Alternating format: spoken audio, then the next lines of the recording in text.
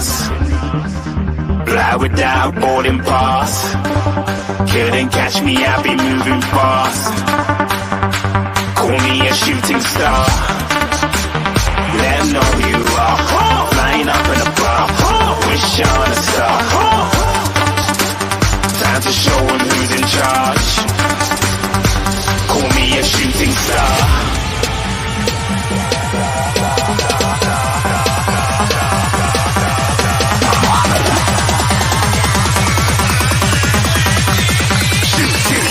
Didn't even get to cross.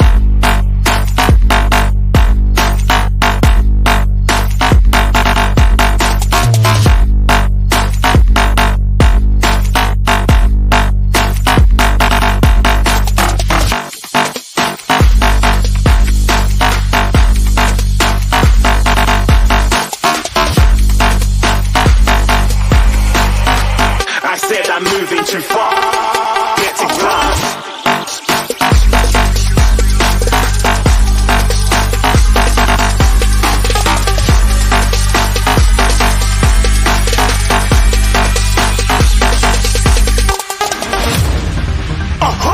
Looking at a shooting star. Got more than a couple of people going mad. I swear they're rooting hard. Tell them I'd be big in the game like she went and got them breast implants. I said I'm moving too fast. Didn't even get to glance. I'm ready to eat up track like I'm seated in a restaurant. If you had swag like mine, you know it's best to flaunt.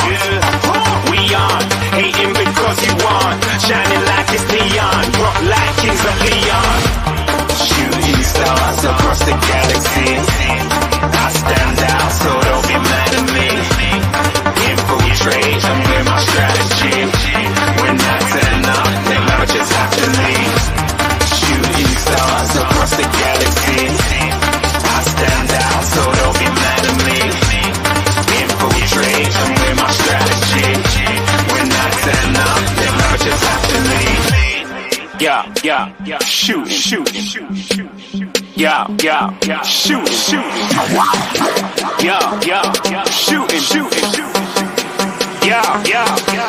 shots.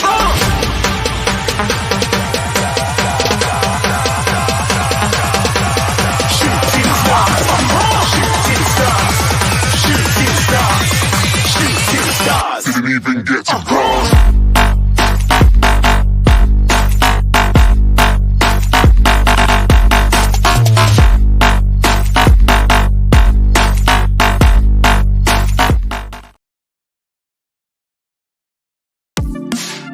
The first game we look for, Robbie. Tottenham away. When we got Tottenham away.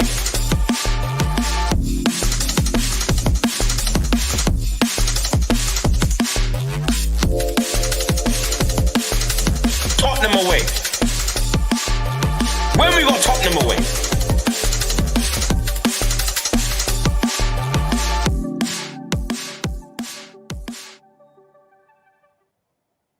Hello, people. How are we doing? Welcome to Tottenham Away. We've got quite a few people joining us tonight. Adrian's here from the off.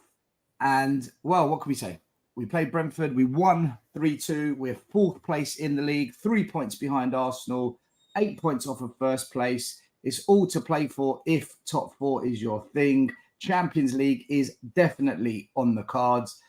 And this game... This performance, the best and the worst of everything that is Anfield and the group of players that we've got. We're going to get into it. We're going to talk about it. Adrian, I don't know what it is. I can hear beeping again. There must be something on in the background. I've got nothing here. Honestly, I've got nothing on. Everything is closed, and I'm just on the laptop. There's nothing else. Is there a door to the room you're in? Sorry? Is there a door to the room that you're in? There's two doors, door to the kitchen and door upstairs, but... Are they closed? Yeah. Okay. I can hear a noise. Can anyone in the chat hear a noise? Can they? In the chat? Guys, if anyone can hear like a beeping like alarm sound every 10 seconds, let us know. Because if it is, yeah, look, I hear a beep. It's when you come on. There's something in the house. Do you want to go for a little wander and see what it is? Maybe you'll find something. I don't know what it is. I can't think what it could possibly be. I mean, I've got nothing else on. All I've got is my router across the room. What start to the show? We're talking about a beep. But people can hear it and I can hear it. Let me put you on mute for now. And then see if you can find out what it is. Let's quickly big up to everyone in the chat. Thanks for joining us. I'm going to be doing a late night show every time Spurs play, by the way, because all the other channels are finished and it just the calm, the dust has settled, and we can have a bit more of an in-depth conversation, not so much reactionary straight after. But big up Tony Kemp. Hope you're doing well. Adrian's in the building. Big up Ryan Busy, Rob Frank.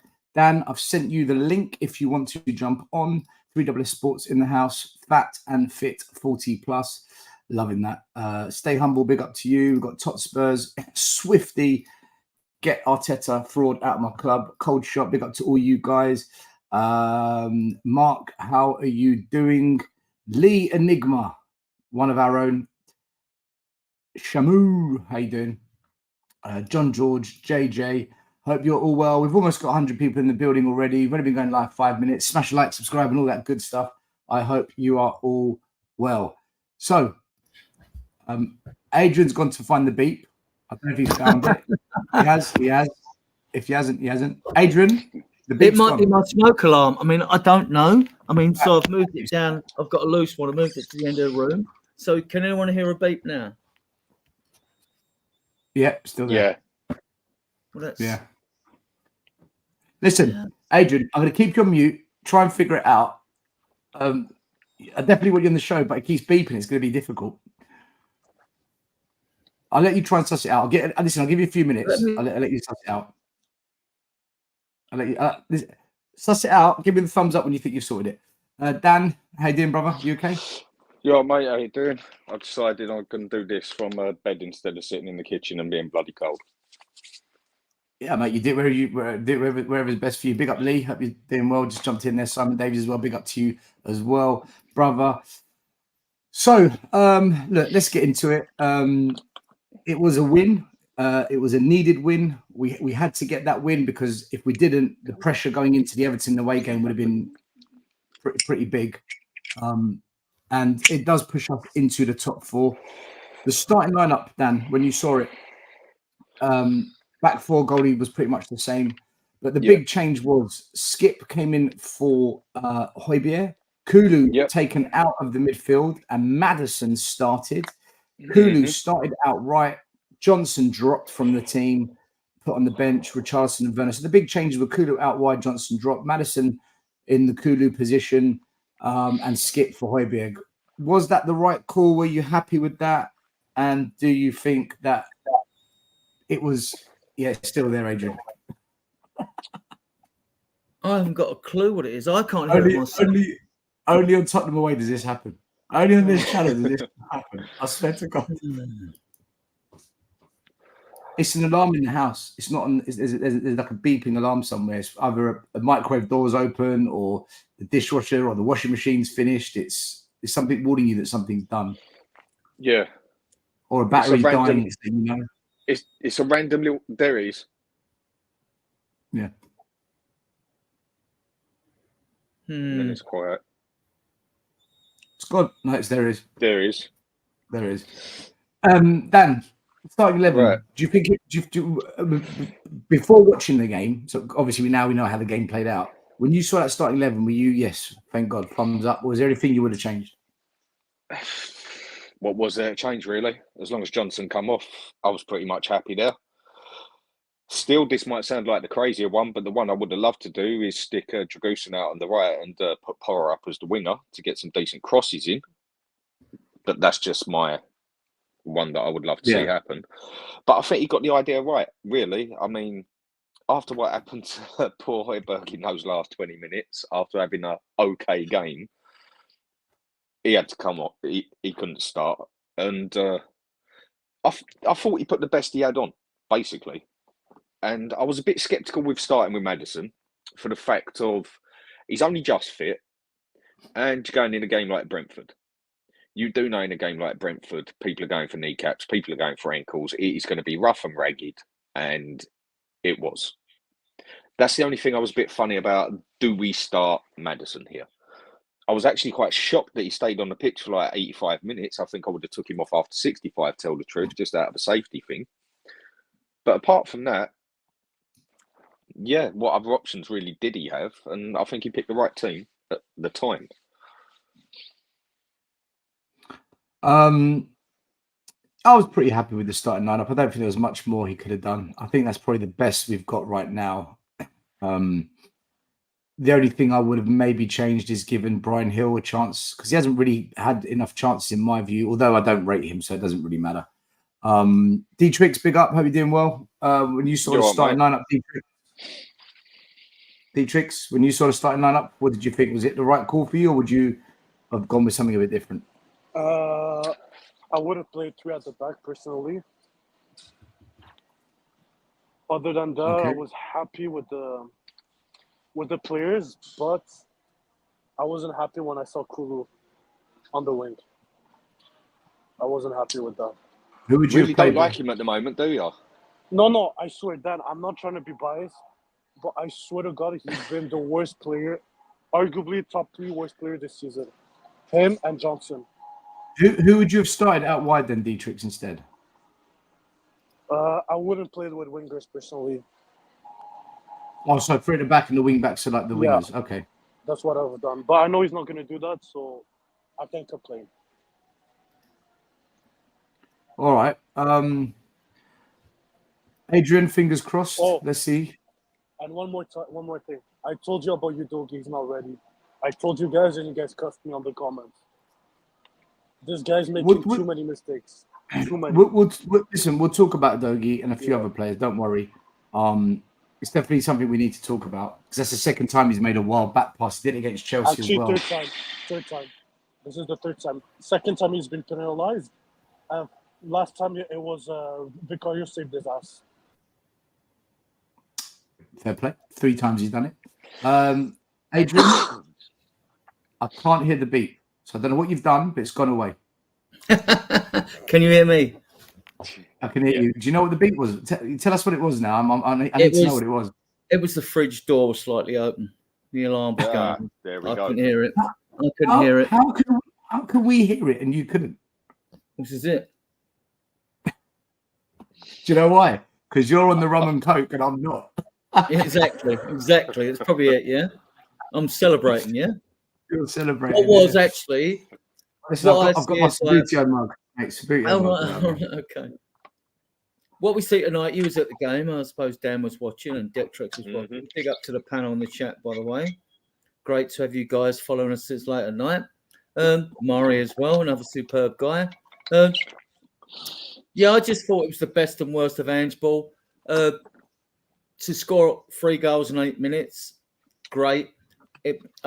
Great subs by Ange, by the way, to bring an out-of-form player like Johnson on and had that bit of pace on the right as well, which worked to our benefit. I mean, in the first half, we struggled to find a way through. We had a lot of possession and they scored and they had 1 disallowed, didn't they? And I was looking at them thinking like, and I don't know what you guys thought, or you still at the game, you're a coach there, so I'm not going to get in the ring of you over tactics and analysis and things like that. But I just thought Brentford come with a game plan. By the way, Adrian, I need to say this because you always say still you're a coach.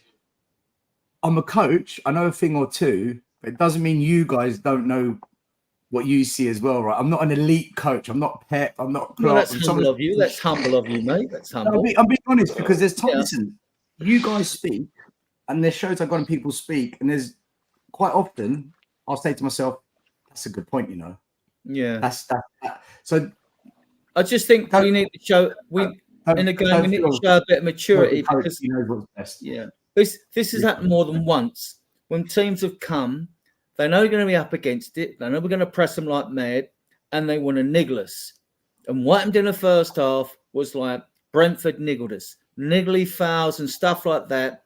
And we rose to the bait when we were dominating in the play. We shouldn't have risen to the bait, right? We need to show more maturity, right? And not bite so easily. I mean, even we started to give it out a bit. We did in the second half, you know. I was pleased Donny took the yellow for the team in the second half, late in the half, when they were 3-2 up, but that's another area, right? And, you know, I thought Richarlison was man of the match. I thought Werner played really well. If he plays like that, we keep him. I thought your doggy was immense. All right, mistake from a kid.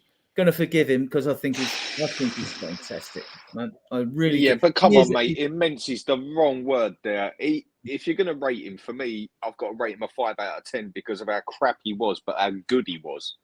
What he did good was brilliant, and what he did poor was shocking. I'll definitely give him more than 5 out of 10. Can I just add something? Call it a figure of speech. Yeah, okay, fair. I get where you're coming on because of the error, right? The kid's 20. Errors. Adrian, it's not an excuse. Honestly, you don't make mate, those mistakes. As a defender, you never make those mistakes. It's unacceptable.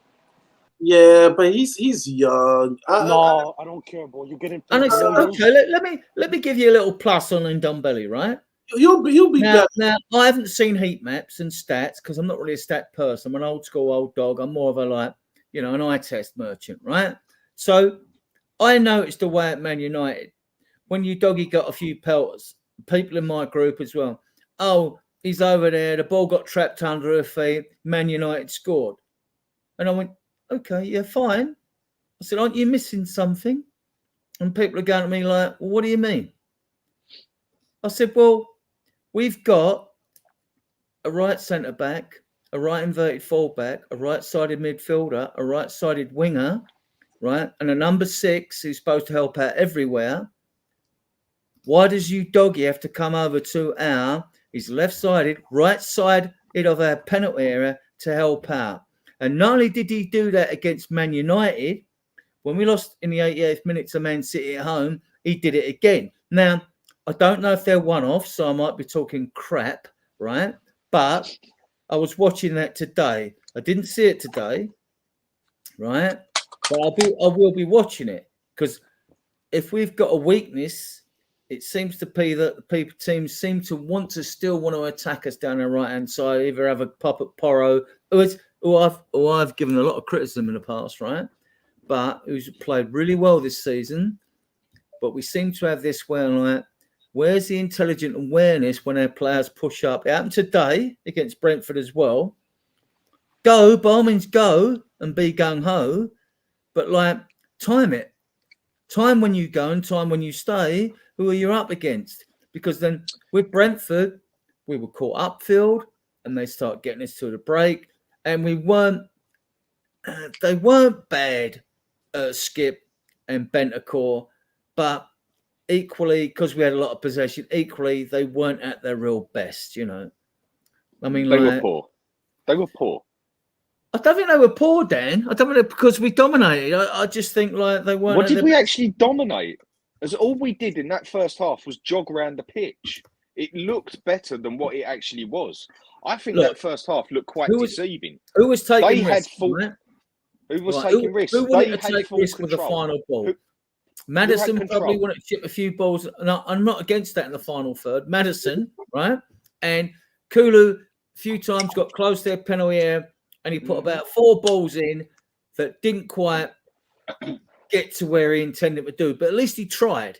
He was trying to make things happen, right?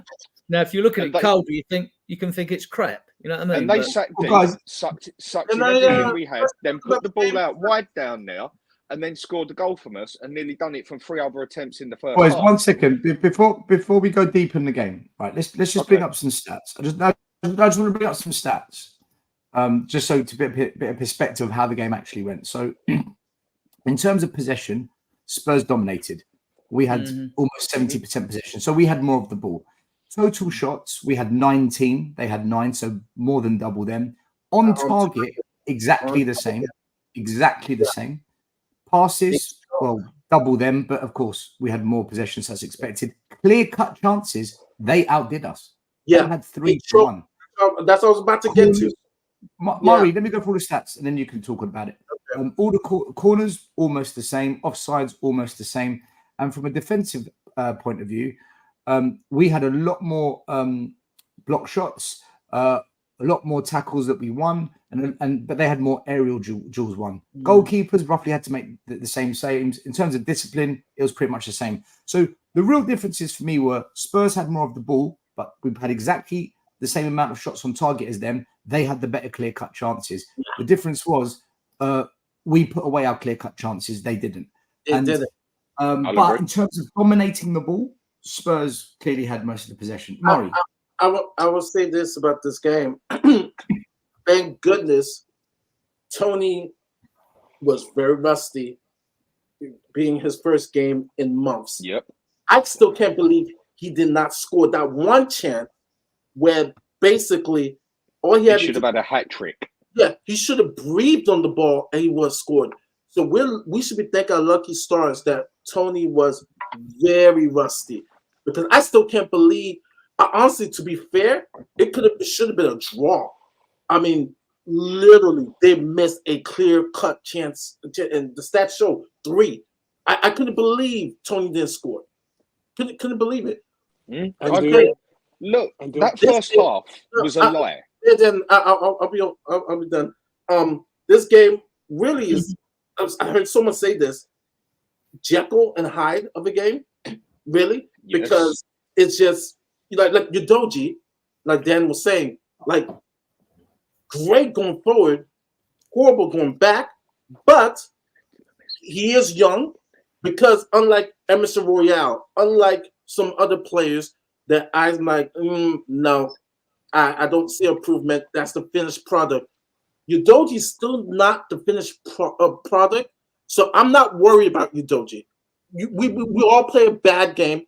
This was his worst defensively, and he made up for it offensively. But to look at this game overall is really Dr. Jekyll and Hyde.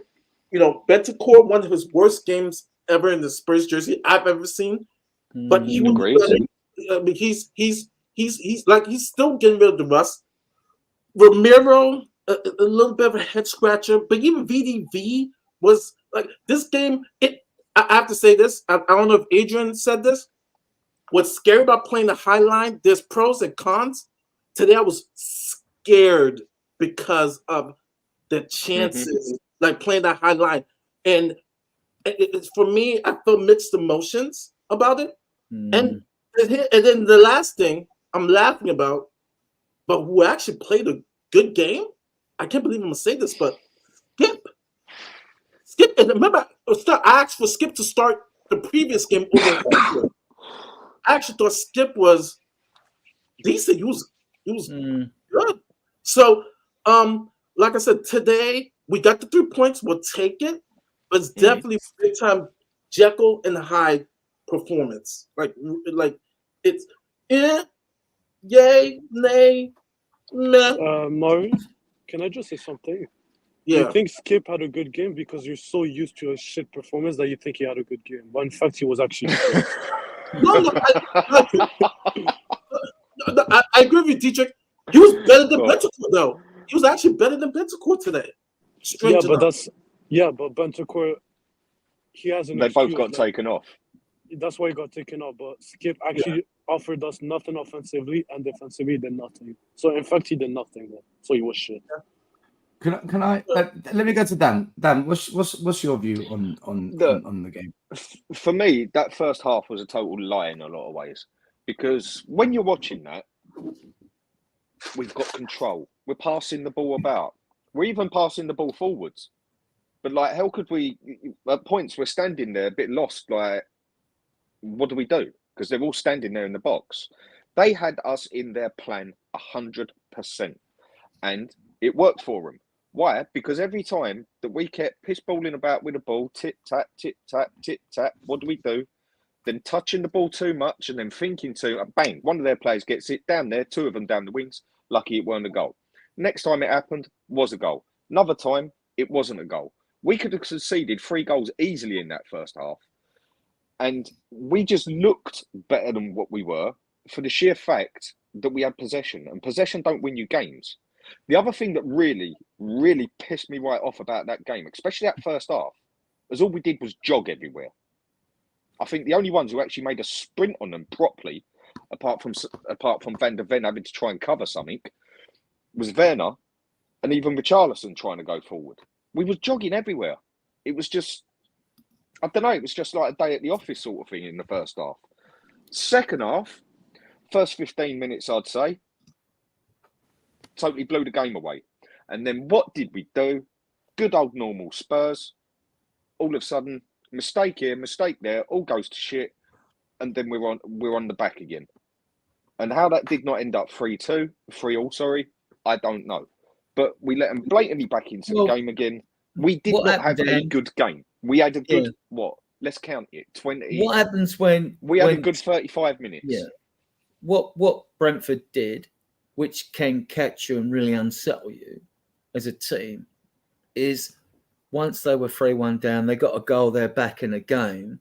So now they even changed their shape, and then it's down to us to cope with their shape, because they're trying to go all guns blazing or throw bodies forward, which I wouldn't do, even not playing their initial shape that they want to start the game with.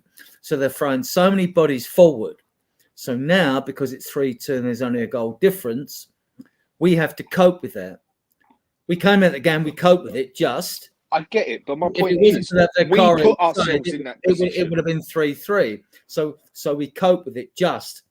But this is the thing. I mean, like, apart from, keeping our shape and showing discipline, they're gambling. They're gambling and throwing so many bodies forward, even the goalkeeper come up for a corner. So, like, you've got to cope with that.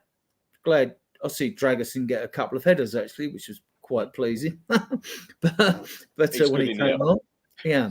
One other point then, quick. But like, what do you do? Even I was thinking, like, well, I'm not knocking the team then, because Brentford are throwing everything forward to get a chance to try and get an equaliser. I'm not knocking us. I'm thinking, like, well, hang about. They're not playing like a normal football team. How are we supposed to cope with this, right? So, so I don't know. What do you think? I mean, I think we was lucky again that we weren't 3-0 down in the first half. No, I think we was lucky. I think we was lucky because they had chances. They just did not finish nothing. Dan, they should have been at least down to 10 men. I don't know how did it. Dan, my opinion is, although it got squeaky bummish, we deserved the win.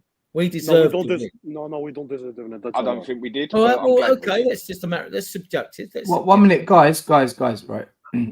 So there's two ways to look at this. On the optics, watching it, I think a draw would have been fair. However, if we're more clinical than them and the stats were fairly even, then we deserved it because we were clinical when they weren't. So on that basis, we do deserve it. But in terms of performance, I think both teams were equal.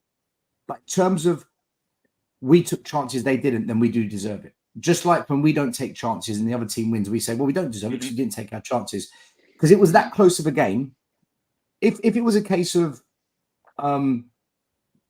Brentford with a far better team on the day, then I'd say, no, we didn't deserve it. But that wasn't the case. I thought both teams equaled each other out over 90 minutes. We took our chances, they didn't. But on another day, that could easily be a 3-2 loss, just like it was when we played Aston Villa. I can agree with that. I thought just like when we played Aston Villa and we lost it. Yeah.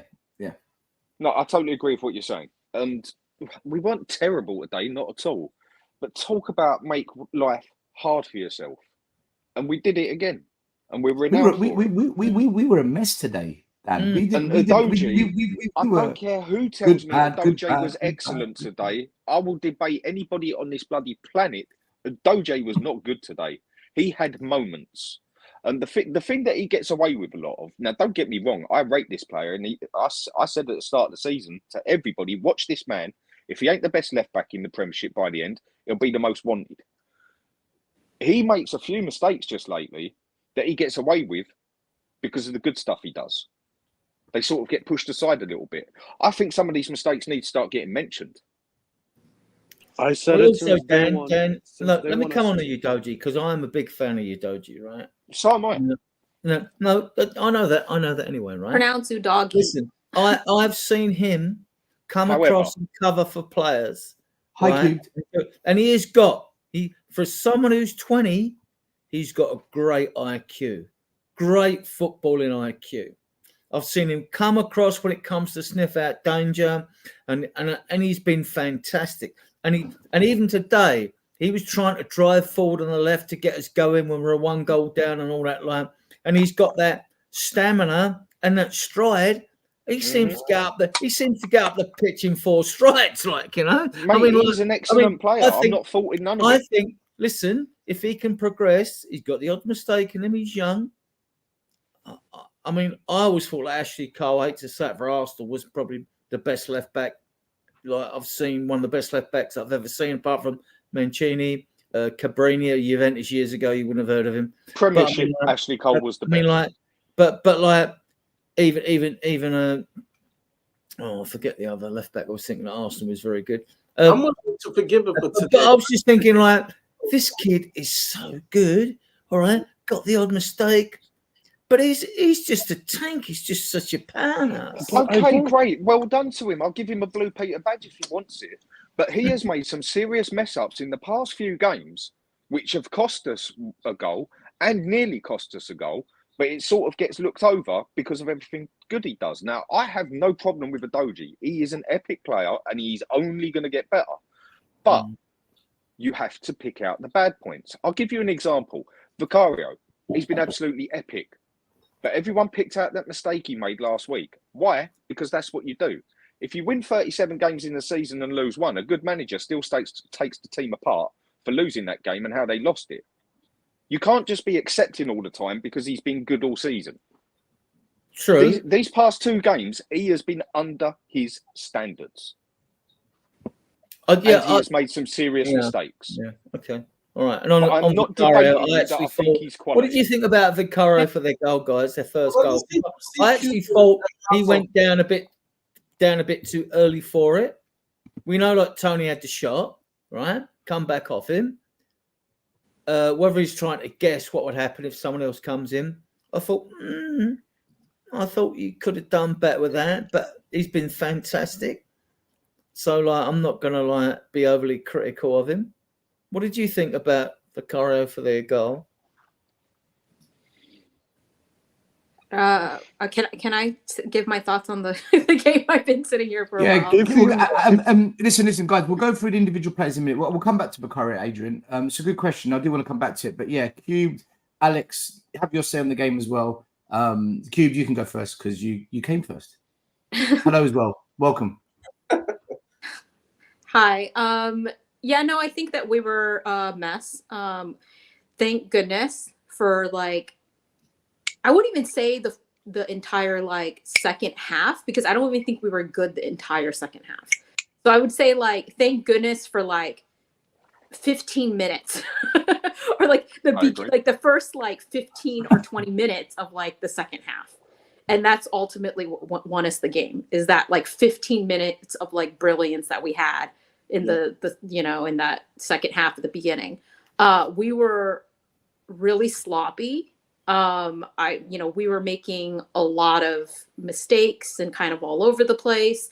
I said it before, like, during the game, and then Ange ended up commenting on it after the game, that our players were spending more time arguing with the ref and getting into kind of like this push you, I'm going to push him, like, kind of altercation-y kind of thing, and losing their heads a little bit in the first half, more than just, like, kind of just focusing in and just trying to keep the ball, like, I know that, like, Brentford was diving and they were doing a little bit of dark arts, but, like, our team was just we were losing our heads about it. We weren't, like, focusing in, and really, like, the beginning, like, of plays, we would kind of, like, we would create something, and then we just, once again, we're not able to finish chances. We just struggled in the final third.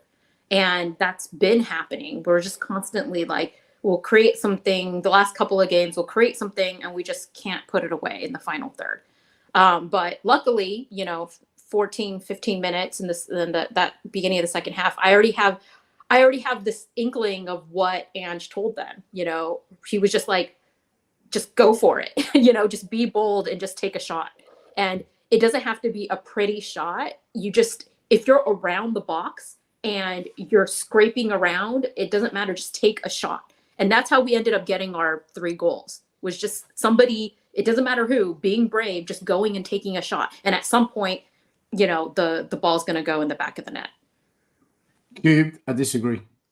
When it comes to my turn, I'll tell you why I disagree. I'll tell you why. Alex, before you tell us all how bang average everything was. So I've already done that. Dan's already done that. What did you make of the game, Alex? We won. And did you go, Alex? Did you go to the game? Let's just be honest right now, just to get straight to the point, because I just hear people just really defending our averageness, and that's it. 12 minutes, yeah, 12 minutes of has won the game for us, and that's it. Let's be honest here, and that's it. Sorry, Adrian, if you don't want to hear it, you don't need to be here, and that's it. If you want to be like that. Anyway, let's move on. Let's move on because Mr. Box Office is speaking. You had your 5 minutes of fame anyway. That's it. Let's get to the point. Alex is just pouring a drink. The point I'm making Alex is just pouring himself a drink. Yeah, 12 minutes of absolute 12 minutes, and that won us the game, and that's it. The rest of the game, it was a load of rubbish. Let's be honest here. I had to rush for the gym. And I was actually having a good time, and I had to rush for the gym because it was 7:30. Thanks to the Premier League, by the way. Yeah. I don't know what happened in the first half. I was told Bentancur and Maddison worked well. Well, that was a dreary first half. I tell you that for a fact. You know what I mean? I'm not convinced about the front three. I'm sorry. I'm not convinced at all. I'm sorry. I'm not having it. You know what I mean? I'm not convinced at all about it. You know what I mean? I don't care whether they had the first 12 minutes and that's it. I don't know whether we trust Werner. I've got to be honest. Good on him and good on Nadoji to get us back into the game. But I'm still not convinced about that as well. Werner played well. He's played 2.5 games. I think Andrew's getting found out big time, right? And I think that's found out from the Manchester City game, and that's it. And that's it. I'm speaking now. The main event's speaking now. You had your 5 minutes of fame, and that's it. Mr. Box Office is speaking. That's it. You know what I mean? You can have your 5 minutes again next time. The point I'm making is, as I'm getting interrupted again, Yeah. The point I'm making is, right? We can't play like that again. Yeah. I'm sorry. This league is a bang average league the way we're going, and that's it. Yeah. Liverpool, Manchester City are going to run rings around this league, and that's it for me. You know what I mean? I'll give him credit. He's made substitutions at half time. Big up to him. Yeah. Werner looked good. Yeah. And I'm just saying good. Yeah. And that's it. Yeah. But that front three is not doing something, and that's it. And they were having fun. Yeah. And I'll tell you this for a fact. They're lucky Maddison didn't get sent off because he was getting wound up. Yeah, I'll give him this. Mope was running off was dripping off that goal he scored, by the way. Yeah, the only goal he's going to score the whole season. Yeah, because he was winding up the whole team. I'll tell you that for a fact. Yeah, yeah. So Brentford saw us coming all day, every single day. You know what I mean? Yeah, and that's Mr. Box Office talking in 5 seconds, and that's it. Back to you, Stelios. I'm done. Rinsing these people to pieces. Alex, I'll see you on the bus next time you sit next to me with a. I'll stop going on the bus, Adrian. I'm not. The fact that you're talking about me on the bus, Alex is a very kind man. Yeah, and you can ask people already that I'm a very kind man. You know what I mean? So don't take the mick on my kindness, and that's it. And stop telling porcupines, and that's it. Back to you, Stelios. I'm done. All right. Before the show spirals into absolute madness for no reason. Alex is cool. I've got a couple of super chats I want to do, and then I'll tell you what I think of the game. Right, I'll tell you my breakdown and why I disagree with Cube. Not all of it, but some of it.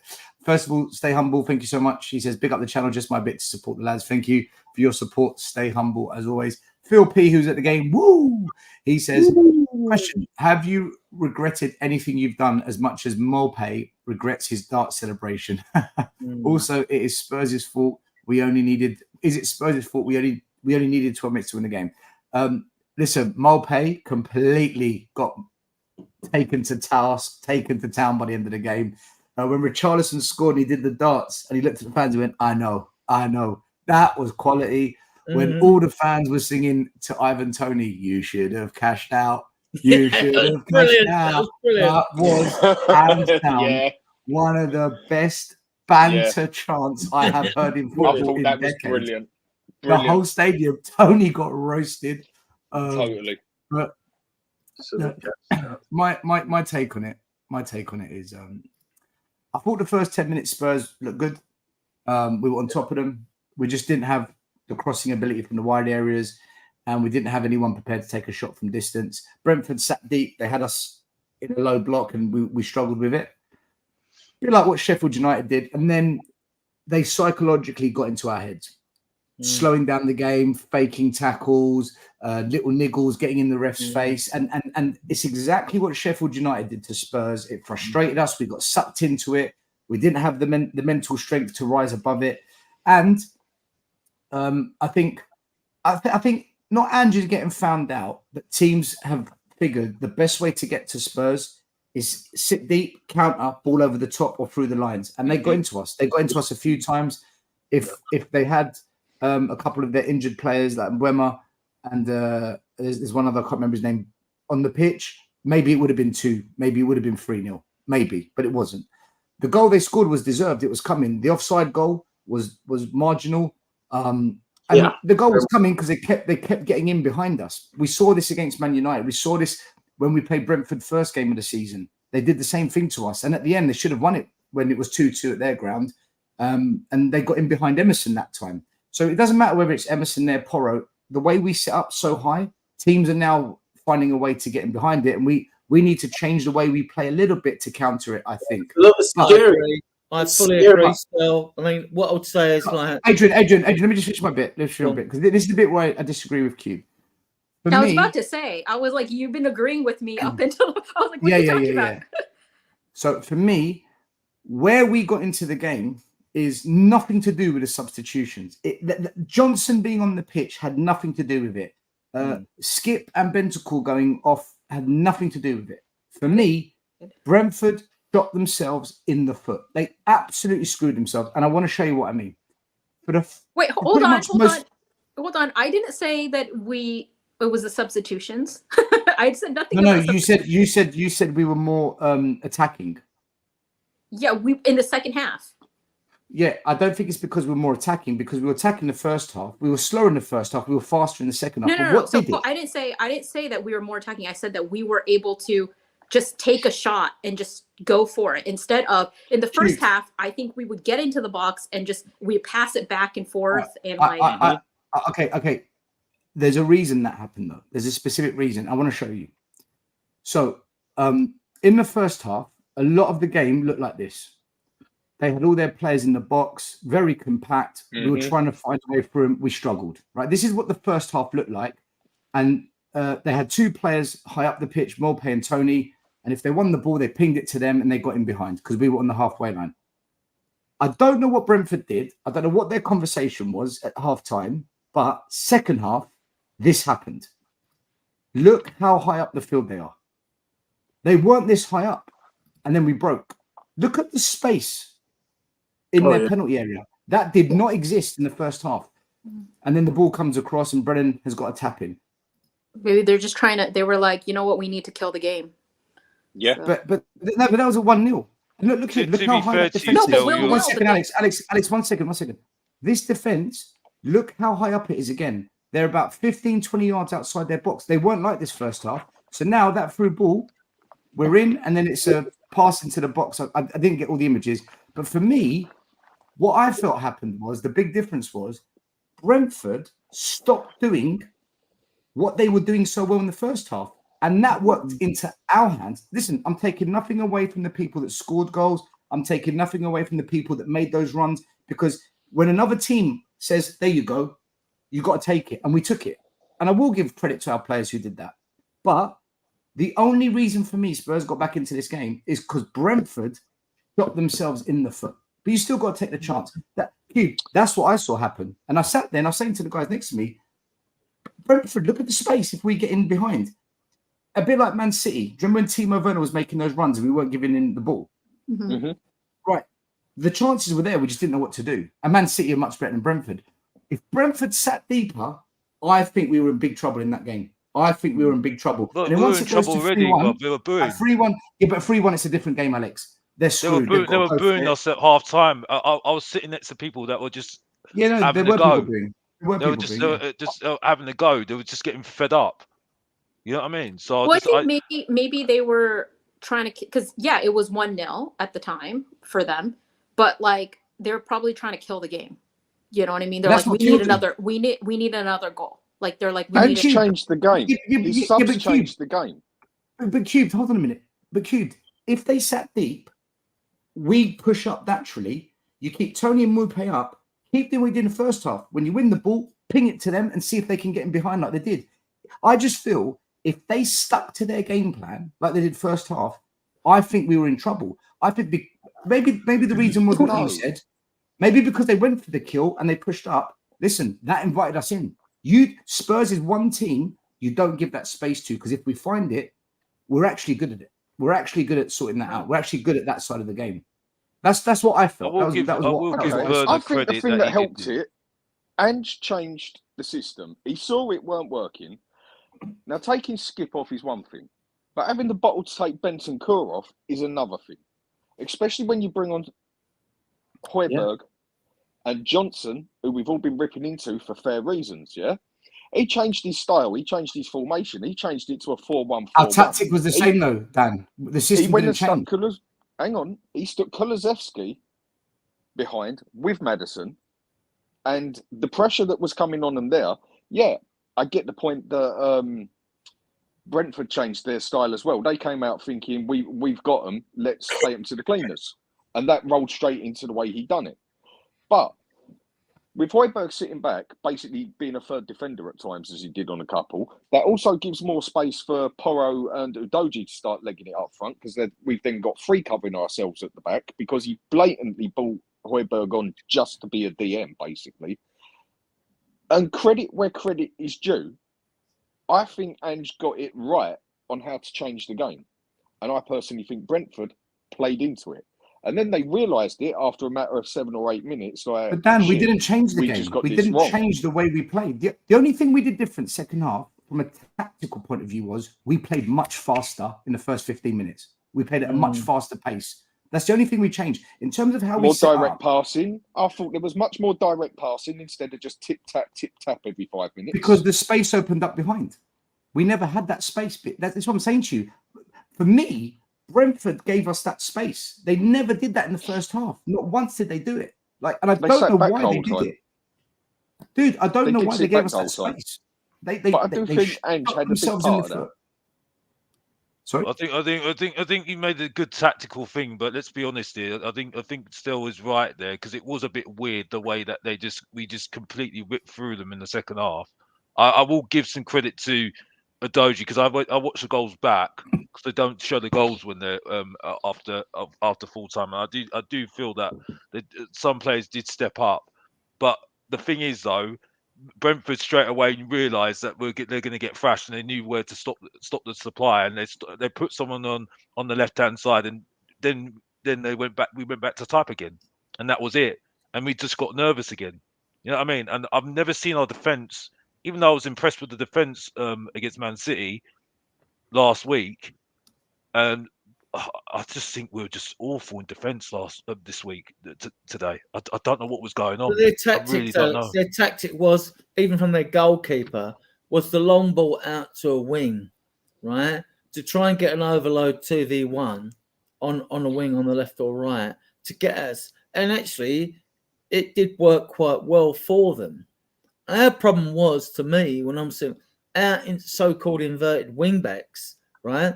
When you try, it's all right going forward, but when both of you go forward, you're quite exposed in midfield. You leave two, right? And then they've got more in midfield. So when they break, suddenly you're chasing back to try and save what could possibly be a very threatening situation.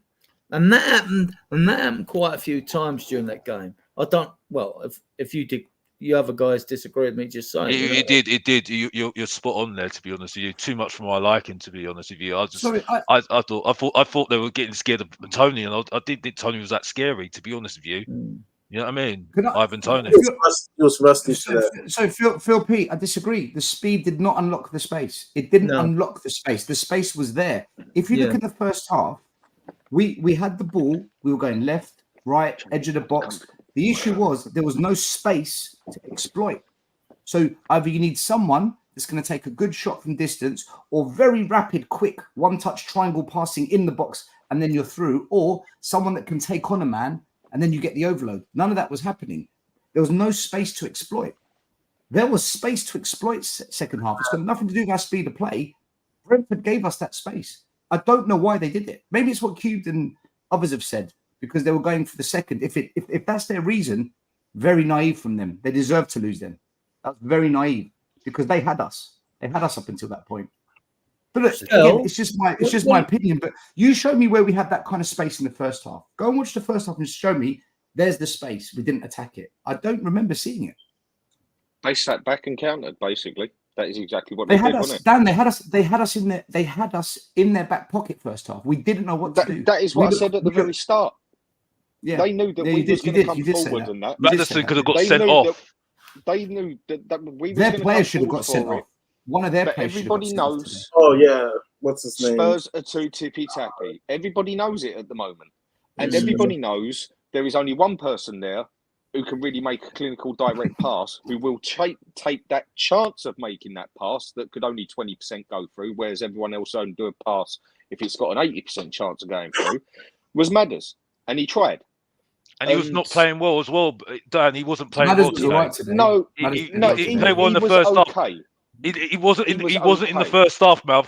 I'll tell you now for a fact, bro. I'll tell you now, he was getting wound up. Yeah, as soon as Murray made that celebration, I sat there and looked. Yeah, he's winding him up.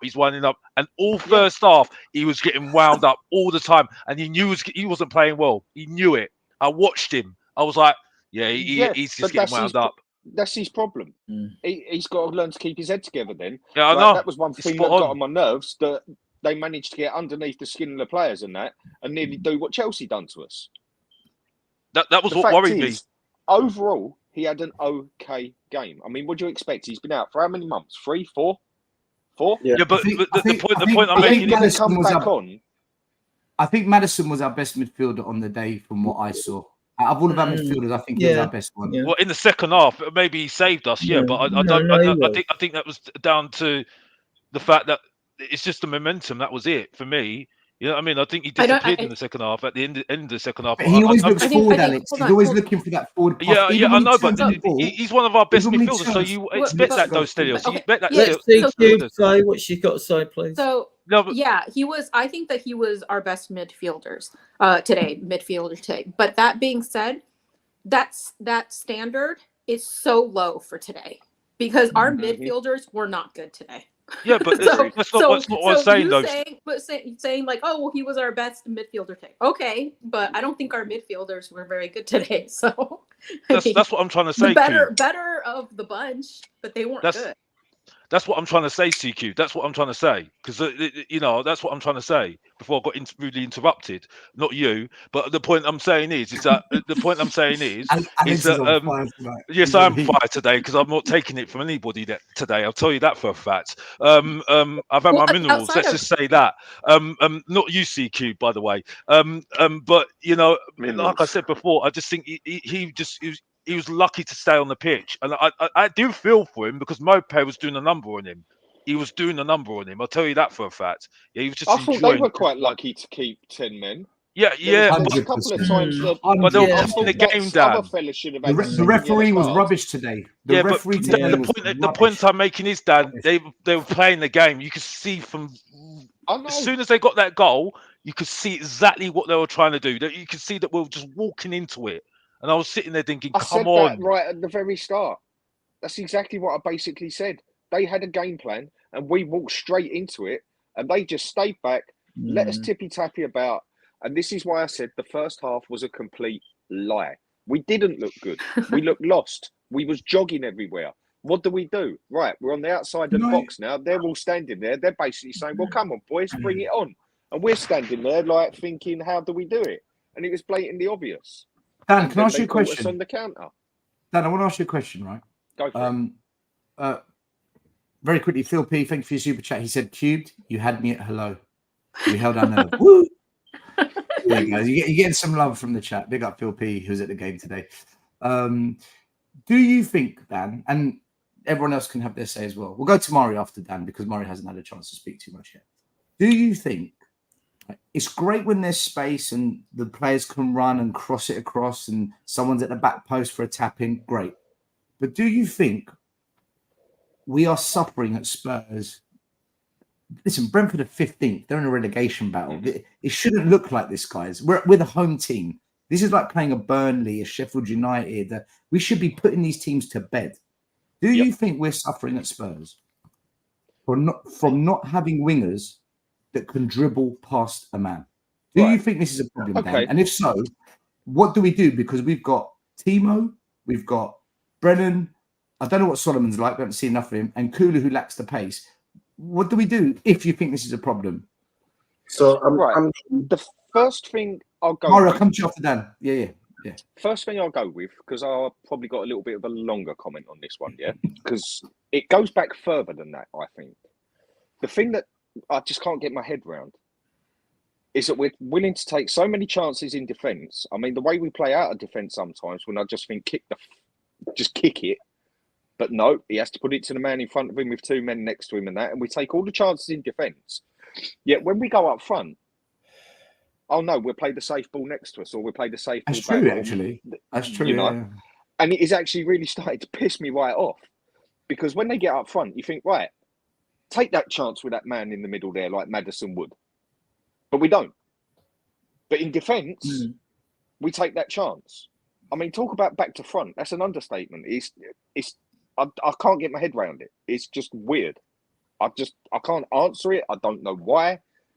We just seem to be more willing to take risks at the back than we are up the front. When it comes to the attacking side of it, I definitely feel we are very lost at the moment. I feel we found ourselves defensively.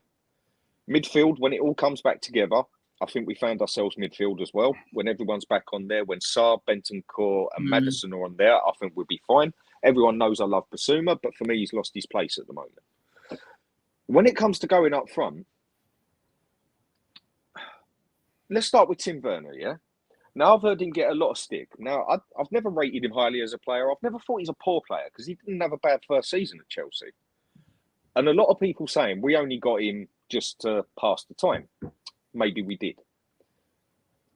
But I've also heard a lot of people say that Ange has to change his style of football to evolve around the player as such. No, he don't.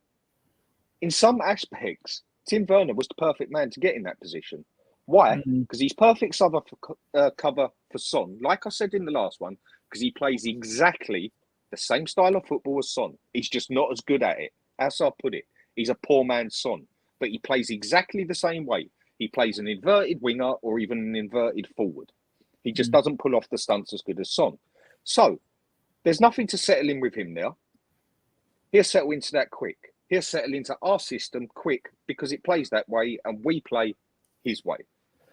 On the right-hand side, I think is our biggest problem at the moment because, like I said, fair enough, Johnson, he got a goal today, well done. Take me out off to the man, same as Richie. But apart from that, getting that goal and that one pass, didn't even know he was on the bloody pitch. He did come on a sub, though. He didn't have a lot of minutes. He had 45 minutes. I'm just saying, comparatively, you know. And, it's not yeah, like okay, and I'm just telling you, he had 45 minutes, and he made two good moves, and then he evaporated for 35 minutes. Exactly. So, when it comes to that, it like that. No, I'm not trying to defend him. I'm just putting it in context. That's all. Okay. You can give me all the context you want, but I'll just give you a fact. So context is irrelevant on my side here. Please don't think I'm being rude here. I'm just giving you facts. He came on. He done good for what he did. And he evaporated for 35 minutes after. Make me wrong. Who are we talking about? No. Johnson. Brennan Johnson. Yeah. So that is exactly what happened. So I get your context bit and everything, and I get it was only 45 minutes, but it was 45 minutes and a whole half. Scored a goal. Well done. He got in the place. Take me out off to the man. And that was a hard one to get to. He made a good pass. He disappears. Okay. If that's good 45 minutes, then we need to up our standards up. When it comes into the middle, just so you know. I never said you did say that. No, I didn't say you did. I was just saying we, as a whole, as Spurs, would have to up our standards. Richarlison, I thought, actually had quite a solid game. He actually started taking some chances outside the box. And he was man of the match. I would have put Werner as man No, of the he match, was but not. He was Richarlison not close man of the second. match. He was. It's Richarlison or Werner, but we'll get to that one, yeah? Up front at the moment, I just feel we are very, very, very lost up front because I don't even know. It seems that they just don't want to take no chances, or they don't know each other, or Richarlison, his perfect bit is getting a header in. We all know the player is crap overall, yeah? Okay, he's having a good 7-8 games. Some people disagree. We had Dan on the show on the weekend, was it, or Friday? I can't remember, saying that he is our version of R9. Yeah. Yeah. Well, there are fans that rate Richarlison. So he's having a good 7 or 8 games. So you've got to praise him for it. Same as you've got to grill the person. No, I don't need to praise him for it. I can't believe you're saying praise him for it. What praise him for what? Based on what? Based when someone plays well, Alex, based on what? Alex, give me a minute, and it's all right, Adrian. I can cover my own arse here, yeah? Alex, when someone plays shit, you grill them, you played shit. End of. When someone has a good game...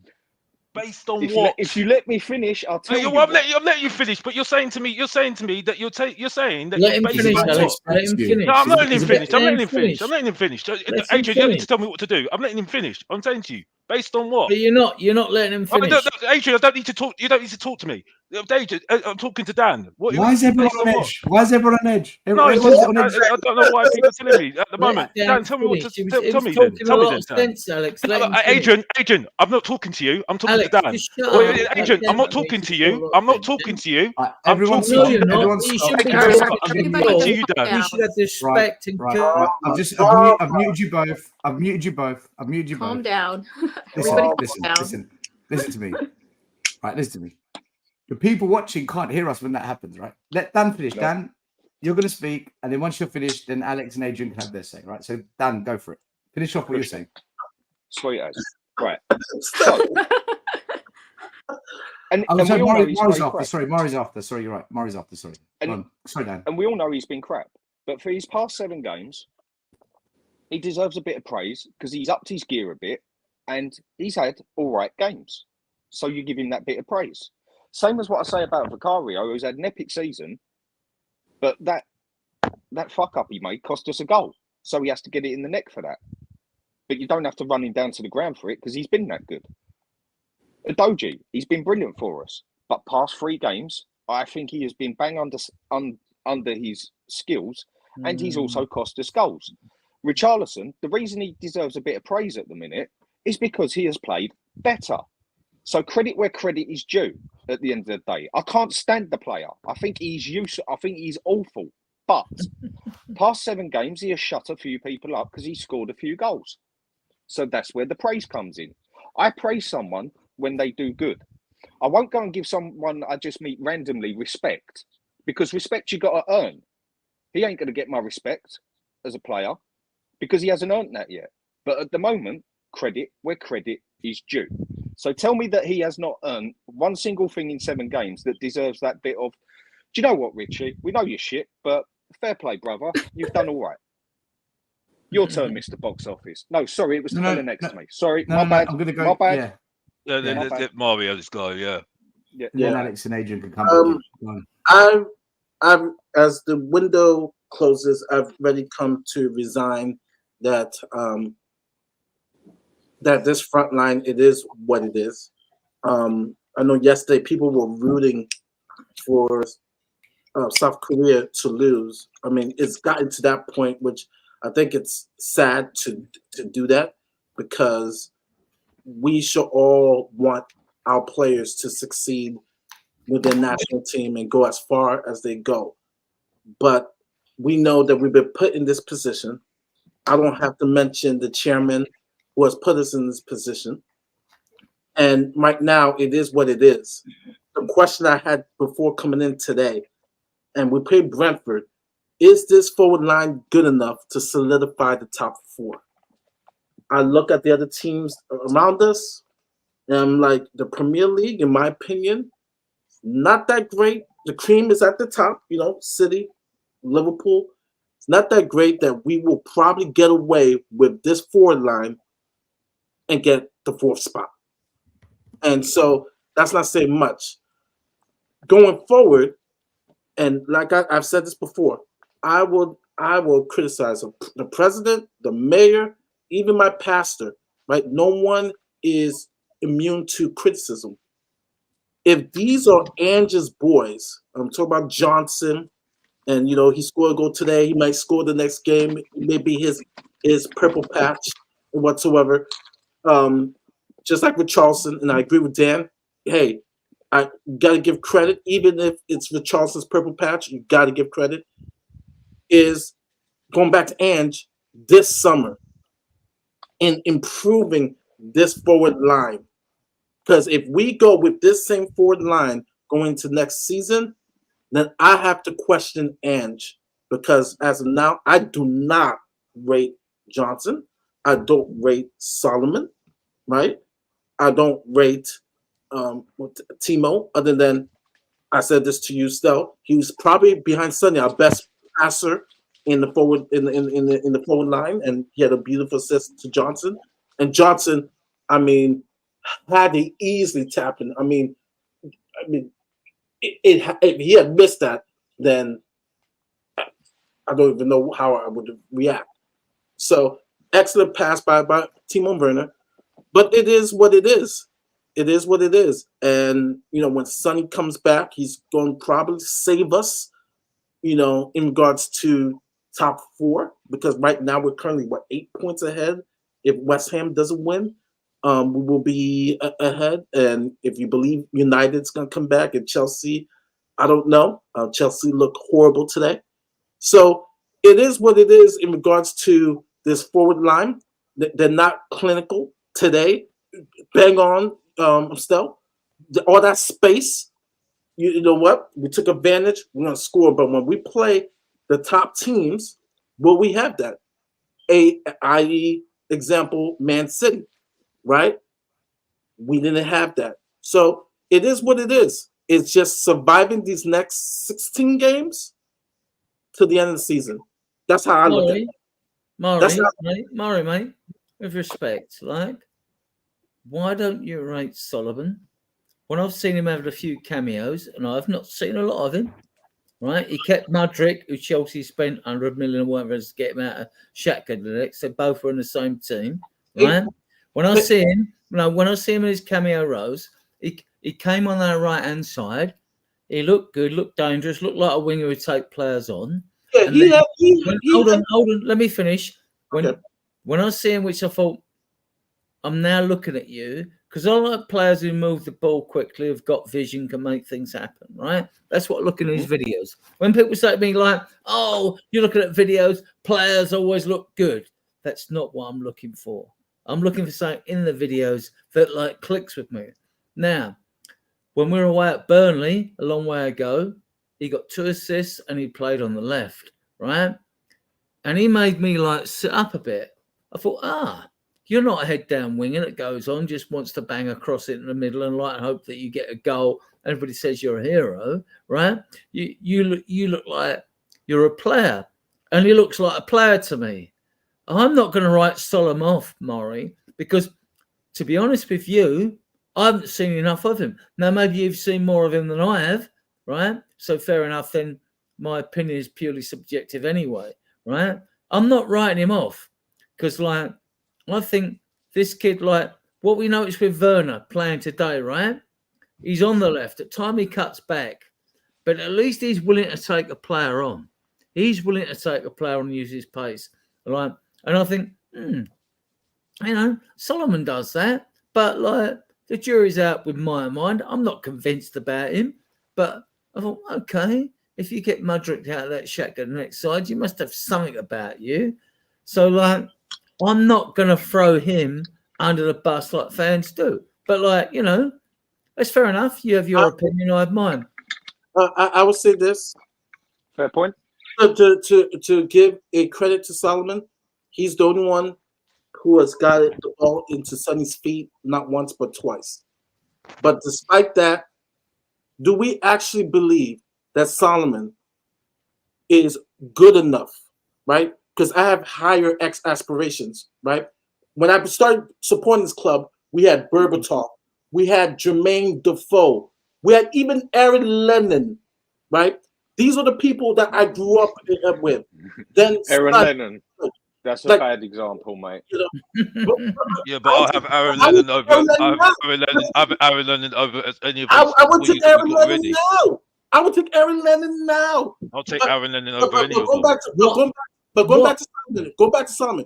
Do you actually believe this guy that we got on a free? You know, not saying someone on the free can't be great. Actually, Mbappe is going to be signed on a free. So because he's on a free, he's crap. Now, No, I I've just seen said Mbappe. Wait, I just said Mbappe is going free. So Who? I correct myself. This is what gets with the Spurs fan base when it comes to players, right? Let me land. Let me finish. Do you honestly think, right? Because we're void of talent to the cream of the top, that Solomon is going to be someone who's going to be in our starting 11, right? That we look forward to. No, Next, I don't know. But what I do know among the Spurs fan bases, when it comes to players, they're so quick with the Spurs fan court of justice to throw players under the bus when they haven't even seen them. I've had fans watch the Spurs play, and I watched the Academy of Players play and all that. Adrian, I got to meet you for a second. Andrew, what do you mean no more American? Please? I've replied. Maury, I've replied to him. Let me handle it. Don't worry. I've dealt with it. Andrew, shut up if you come Listen, I've dealt with Andrew. I've told him. Don't worry. Yeah, does it again, I block him. Yeah, don't worry. Don't. Go on, Maury. Come on. Football's a global game. Don't do that. Come on, Maury. Let's see what you got to say. Do that. All right. My family's international. We love football. Yeah. Haiti to France to even Spain. All right, Maury. We're not having it. We're not having it anyway. As fans, right? Genuinely. Maury, ignore him. He wants a reaction. Carry on with your opinion. Okay, can I say something? So, look, okay, whatever you may, think or want to think about Manor Solomon or Timo or Brennan Johnson or Richie or whatever, there are people that go to extremes, like Richie is related to R9, okay, but like taking those extremes away, okay, taking those extreme fans away out of the equation. I find that very few fans would say that those players are, pretty much all of our forwards, with the exception of Sonny and then, Decky when he's on it, when he, in that first, time that he was, under Conte when he first came in and stuff. Very few of our fans would be like, oh yeah, they're good enough to win us the league and start every game. Like they are the forwards. So it doesn't really matter if you think, oh, they're okay, or, varying degrees of their shit to they're okay. Regardless of how you feel about them in that scale, they are not good enough. And I think as fans, we've been spoiled over the years. We've been really spoiled over the years because we had in our forward line Kane and Son. And then, you added Decky into the mix with the front three under Conte that first season.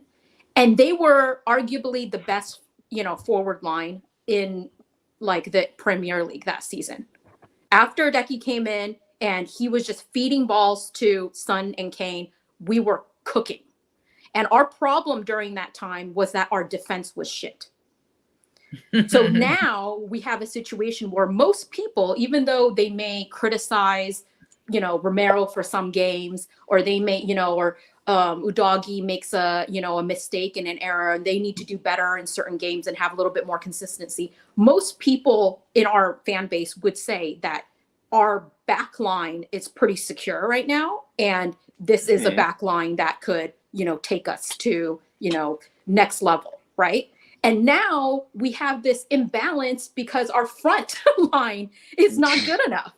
So it's like we can't, for whatever reason, balance our team out where our front line is at least on the same level as our back line. And that's what's happening right now is if we had ambition, if we wanted to get out there and really challenge for the title and be in the mix of Liverpool and City, then we should be going in on striker, or wingers that we feel like would make us competitive for the best forward line in the league.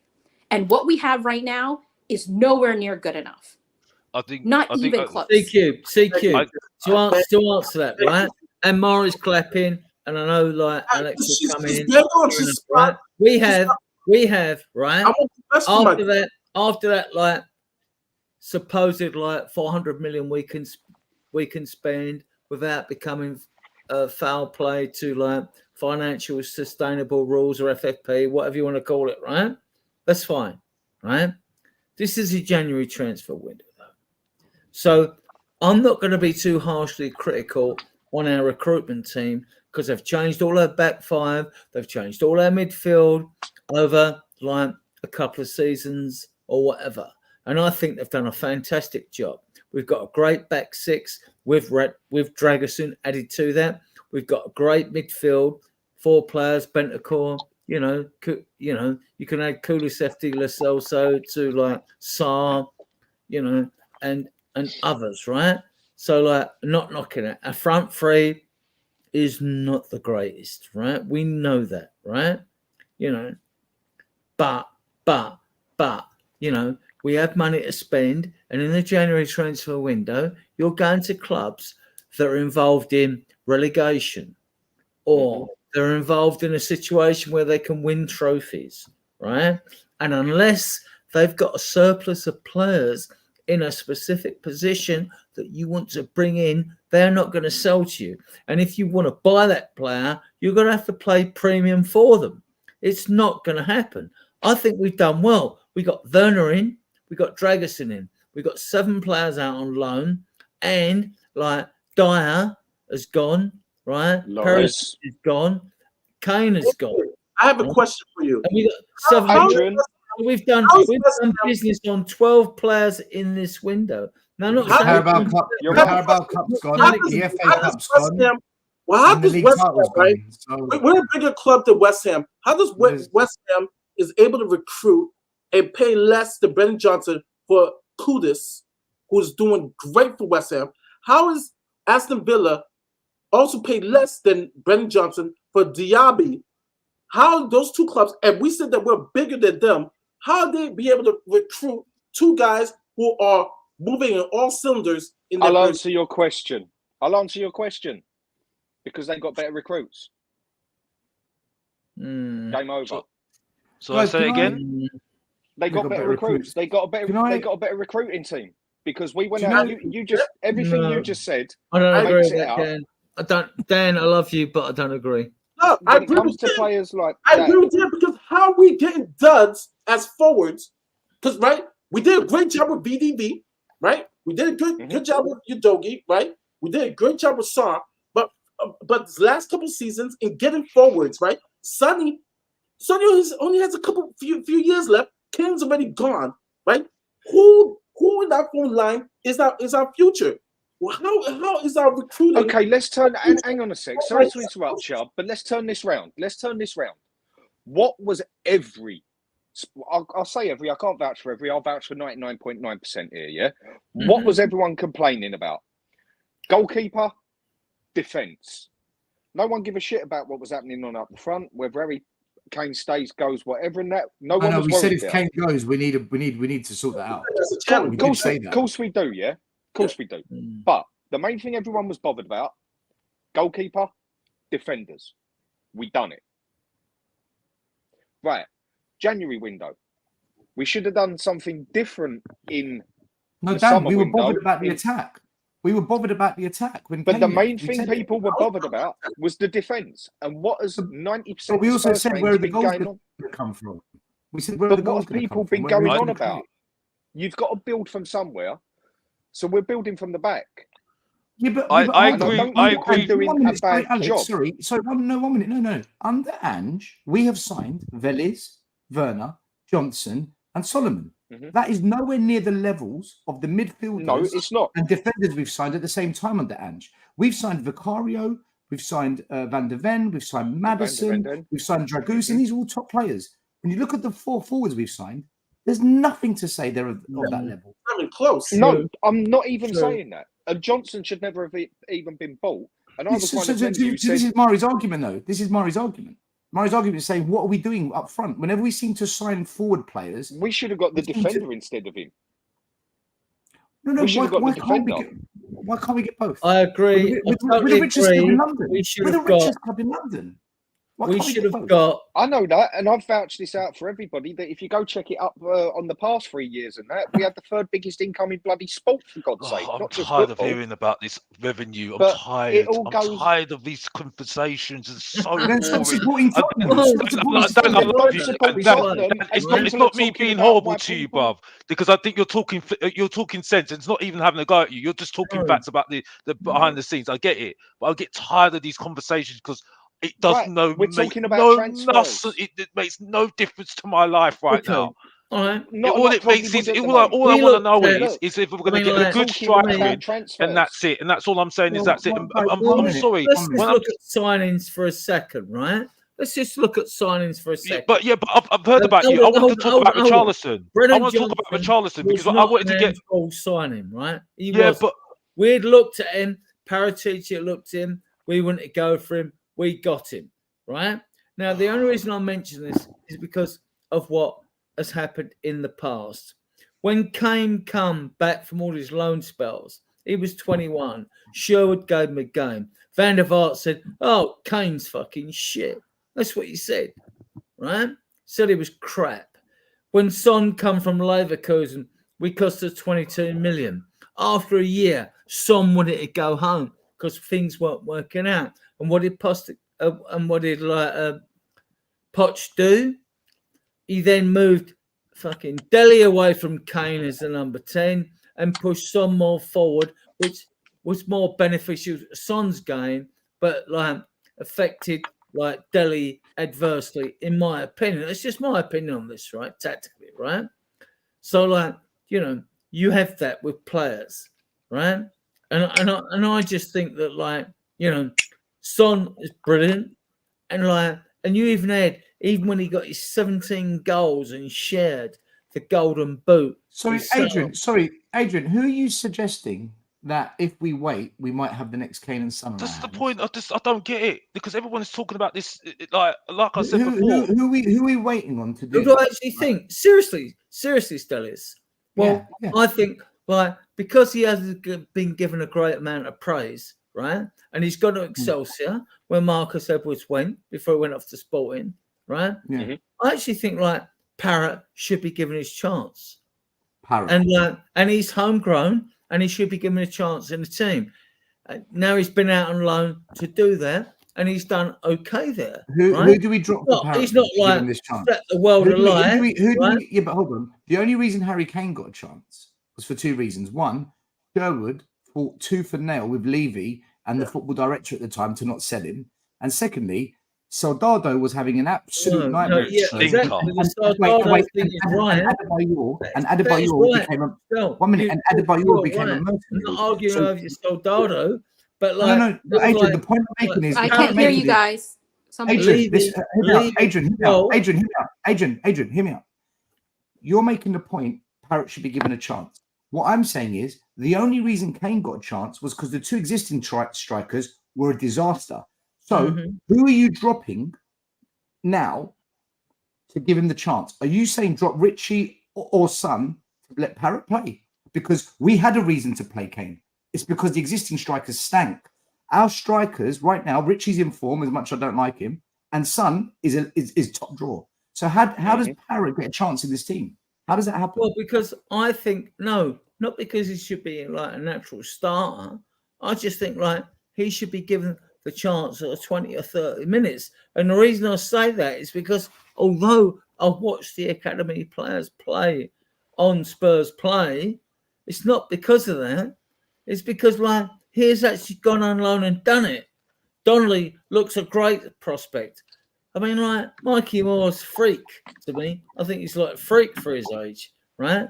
But because he has done it as his age, I think Parrott deserves a chance to show that he can kick on. And although he hasn't convinced the Spurs fan base, why is it when they're so young? I mean, what did Kane do before Sherwood gave him his chance? He had a so many when loans. he was alone. He so was many loans, and like everyone. I said, know, but he was crap. good right before Spurs, he. Levy wanted to sell him. Why, Yeah. Sherwood? Why are you playing? Why do you want to play Kane over Soldado? That was the argument at the time. Do you want the answer? Because he done good in the UEFA Cup. And I'm not being funny, Well, yeah. but That is why Kane he was come onto the good. pitch. But you have to do it. You have to do it consistently, and Kane hadn't proved himself consistently at that point. Okay. No, that's You true. know? Hold on, But hold he on. done it in the UEFA Cup, and when he got good in the UEFA Cup, they thought, do you know what? We got nothing up front. Let's give him a go in the Premiership. Bang! There was Harry Kane. But he had to work his way into that because in his. Go on then. Well, no, because I want to say this because everybody keeps trying to compare, some of our young players that are not able to, deliver or not able to get into the team or whatever else, or they're comparing our current signings like Brennan Johnson or something, trying to say like, you got to give him time, which I agree. You got to give him time to a certain extent, but they consistently keep trying to compare them to Son and Kane. They're constantly like, oh, well, you got to give them a chance because they can become Son and Kane. Son or Kane, they both didn't, take on immediately. They didn't take on, Kane went on a bunch of loan spells. Son had a bad first season. Okay, they're not all potentially going to be Son or Kane. Like, that's just ridiculous. First of all, Son and Kane are anomalies. Okay, I don't think anyone's suggesting that they're going to be Son and Kane. No, I'm talking about. I'm not saying you examples. I'm not saying you on the panel, Dan. I'm saying this is what I'm seeing. Okay, this is what the excuses that I'm seeing, like on Twitter or wherever. Right, these are the excuses for making allowances for certain players. Okay, and I'm just saying that first of all, most people are not going to be Son and Kane. So the other thing is that. They were different players. Kane, he struggled in the very beginning. He went on some loan spills. But before he came back, he had already started to hit his stride and do really well. Okay. No, and then he came back and he came back and he got a chance. And then he started to, he was crap on loan. He didn't even have a good loan session out there with anybody. He couldn't even get in Millwall's team. He is not like some of these. Look at people are trying to compare him to Dane Scarlett. Dane Scarlett can't even get into. He had a good UEFA Cup couple of games, and then people looked at him. We had no other option, so they played him, and lo and behold, we hit the jackpot. Him out on loan, he is lucky he did not get sold. Do you know? Can I just make the argument that the fact is that Postecoglou hasn't put any young players from the under 18s yet, by the way. Yeah. Yes, he's played Donnelly for half a game. Yes, he has recently, but he hasn't looked at the defence, Dorrington or Phillips. He hasn't looked at them. And Phillips is doing well in Plymouth, by the way. I don't understand, like, between our young, academy players and why they, can't get in the team or whatever. Because our young academy players, they're winning. They're in their league. They've been winning competitions and whatever, right? So I don't know what the disconnect is there. I don't understand it, but I don't know what it is. But I'm not going to go and start saying like, they could all be the next, Kane, and especially players that are older players that we just signed, and people are making comparisons like Brennan Johnson and like Sonny. Like, I've been seeing that everywhere on Twitter. You need to give Brennan Johnson, a go at it because, Son's first season, they had, the same amount of assists or goals or whatever, not very big of a difference, not big of a gap. Mm-hmm. So you see, he could turn into a player like Son.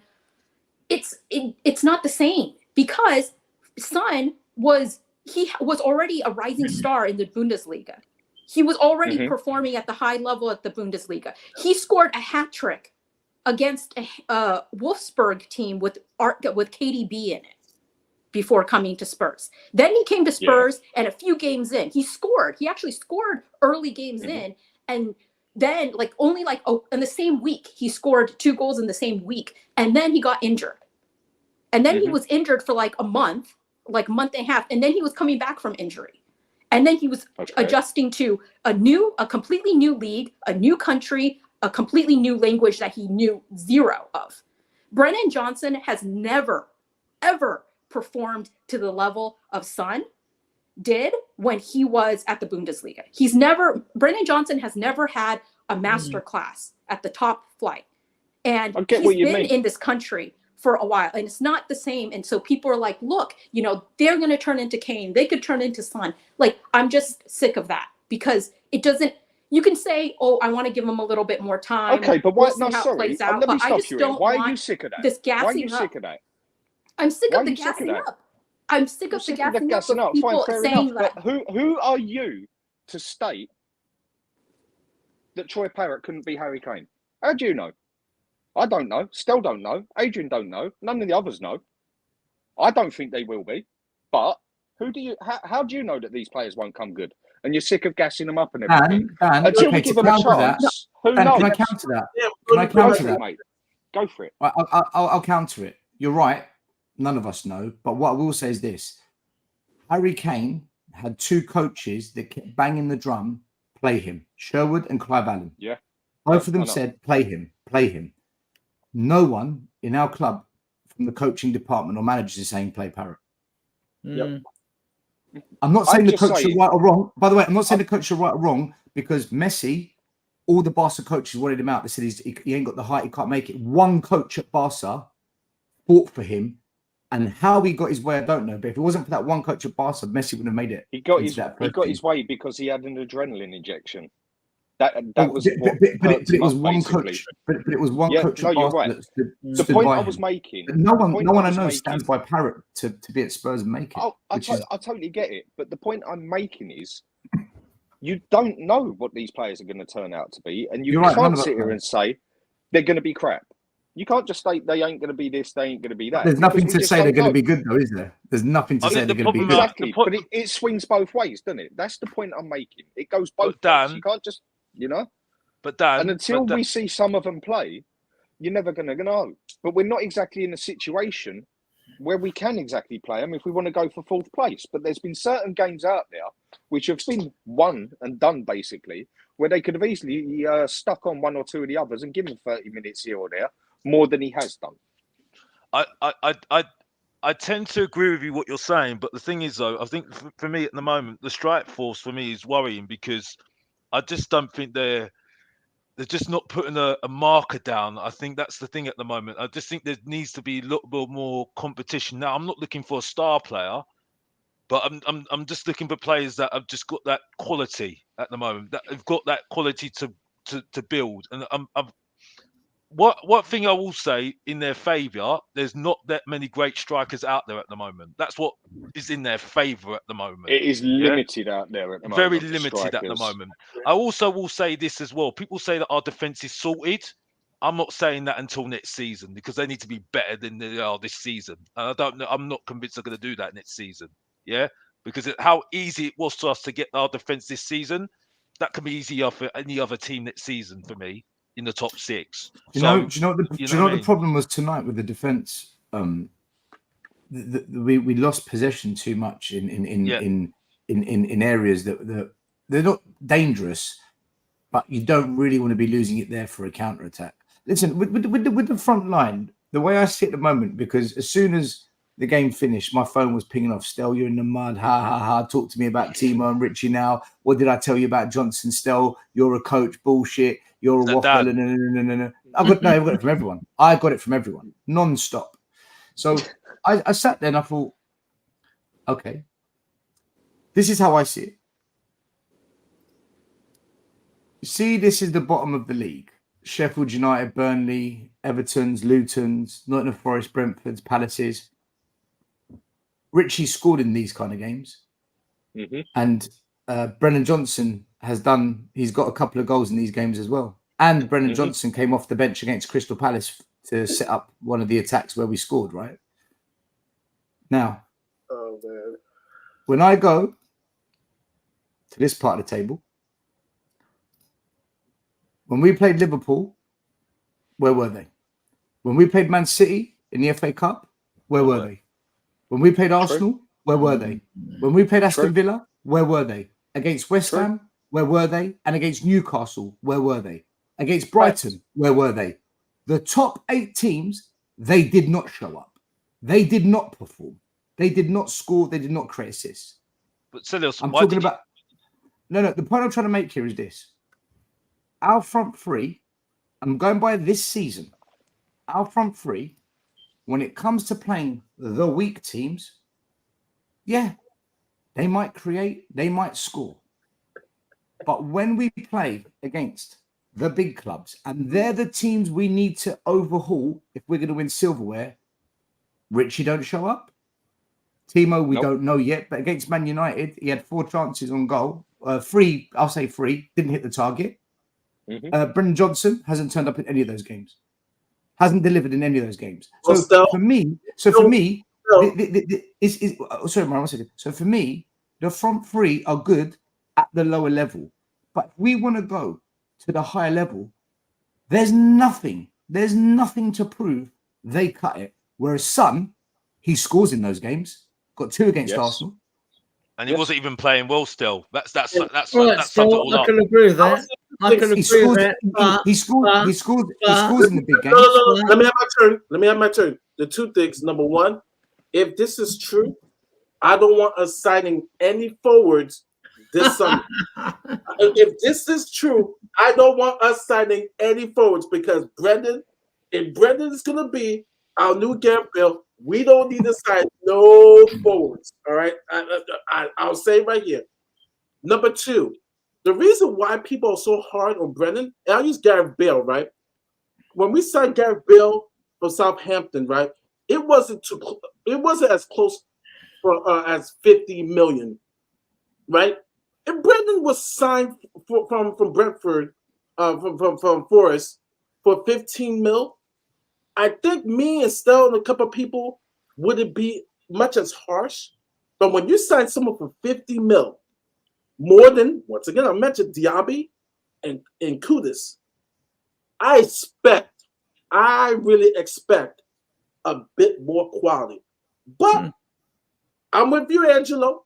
If you believe he's the new Gareth Bale in waiting, then we should not be even thinking about signing another forward. Angelo's gonna wind up, man. Look, and I think I've got to give even tonight, guys. Even tonight, right? When you look at the goals, Brendan Johnson scores a 2-yard tap into an empty net, right? Let's just. I'm not criticizing him because you can only score what's in front of you. He made the run, the ball come, but if that was 10, 15 yards out, what's happening? Richarlison scores again, 5 yards out. And does he shoot in the corners? No, he hits it down the middle where there's a chance to save it, and it rattles through the goalie's legs. These are not quality players, man.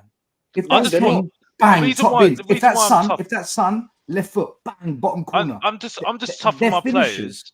I'm not knocking them because they scored. Alex, I'm not knocking them, right? Yeah. They scored. Well done. But because when I see how this is happening, and I see what teams we're playing against, for me, our front line, as it is now, you do not cut it at the level that Spurs we want us to get to. They don't. And until they do that, can I just say something? Build on now because we've covered the rest. So we need to start building now, and then we also need to start building on depth on the squad. Can I just say but something? Up front is what we got to fix now. Yeah, Definitely. I agree with you, Dan. And I listen, right? What Dan said earlier, okay, right? You could say by default the forwards played. Richarlison played well. For me, when I'm looking at it like this, right?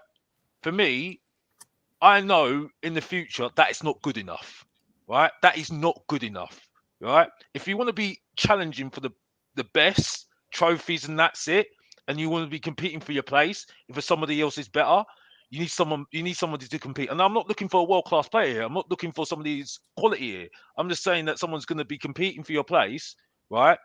Because at the moment, he hasn't got that much competition at the moment. Let's be honest here, right? He hasn't got, because Gill's useless, right?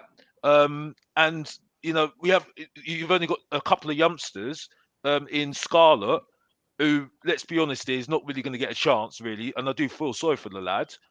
And for me, if you're going to if you really want to really prove yourself, you've just got to show more quality.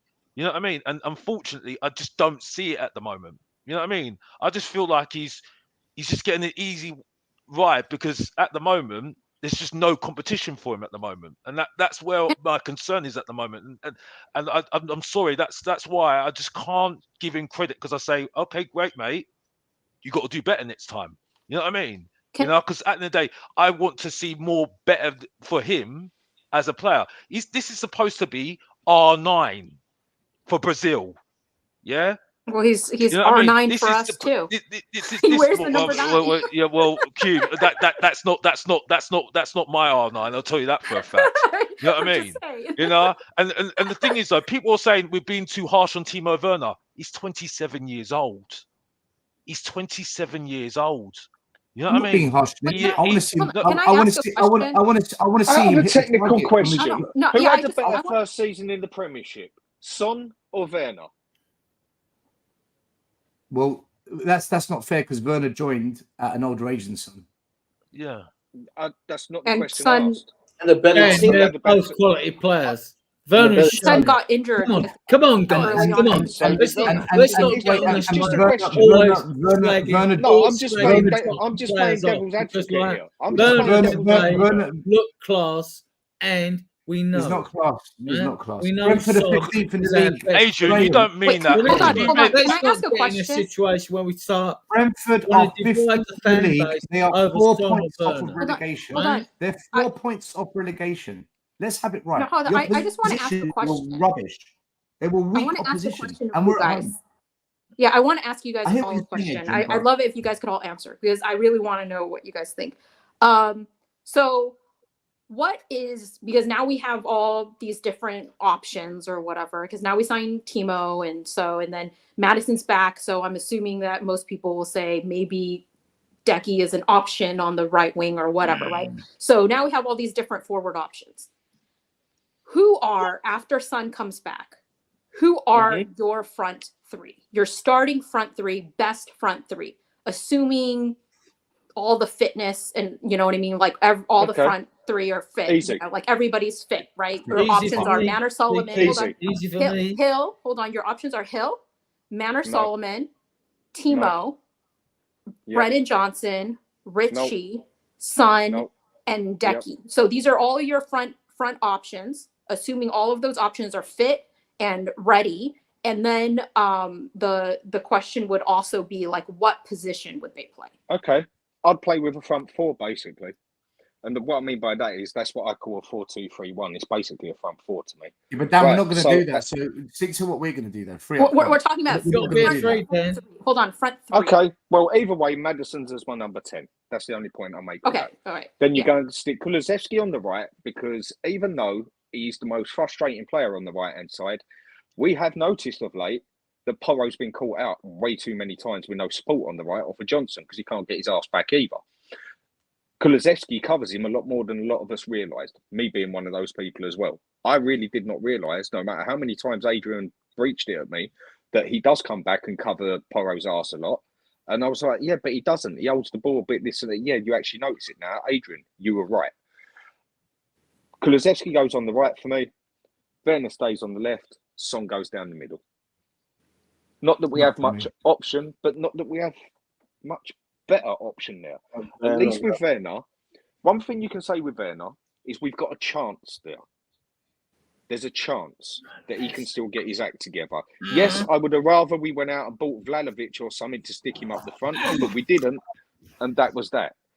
But he can cut in like Son, and he played very good today. I thought he was our man of the match today, personally. And we complained about the last game that he got in all the positions but got no passing.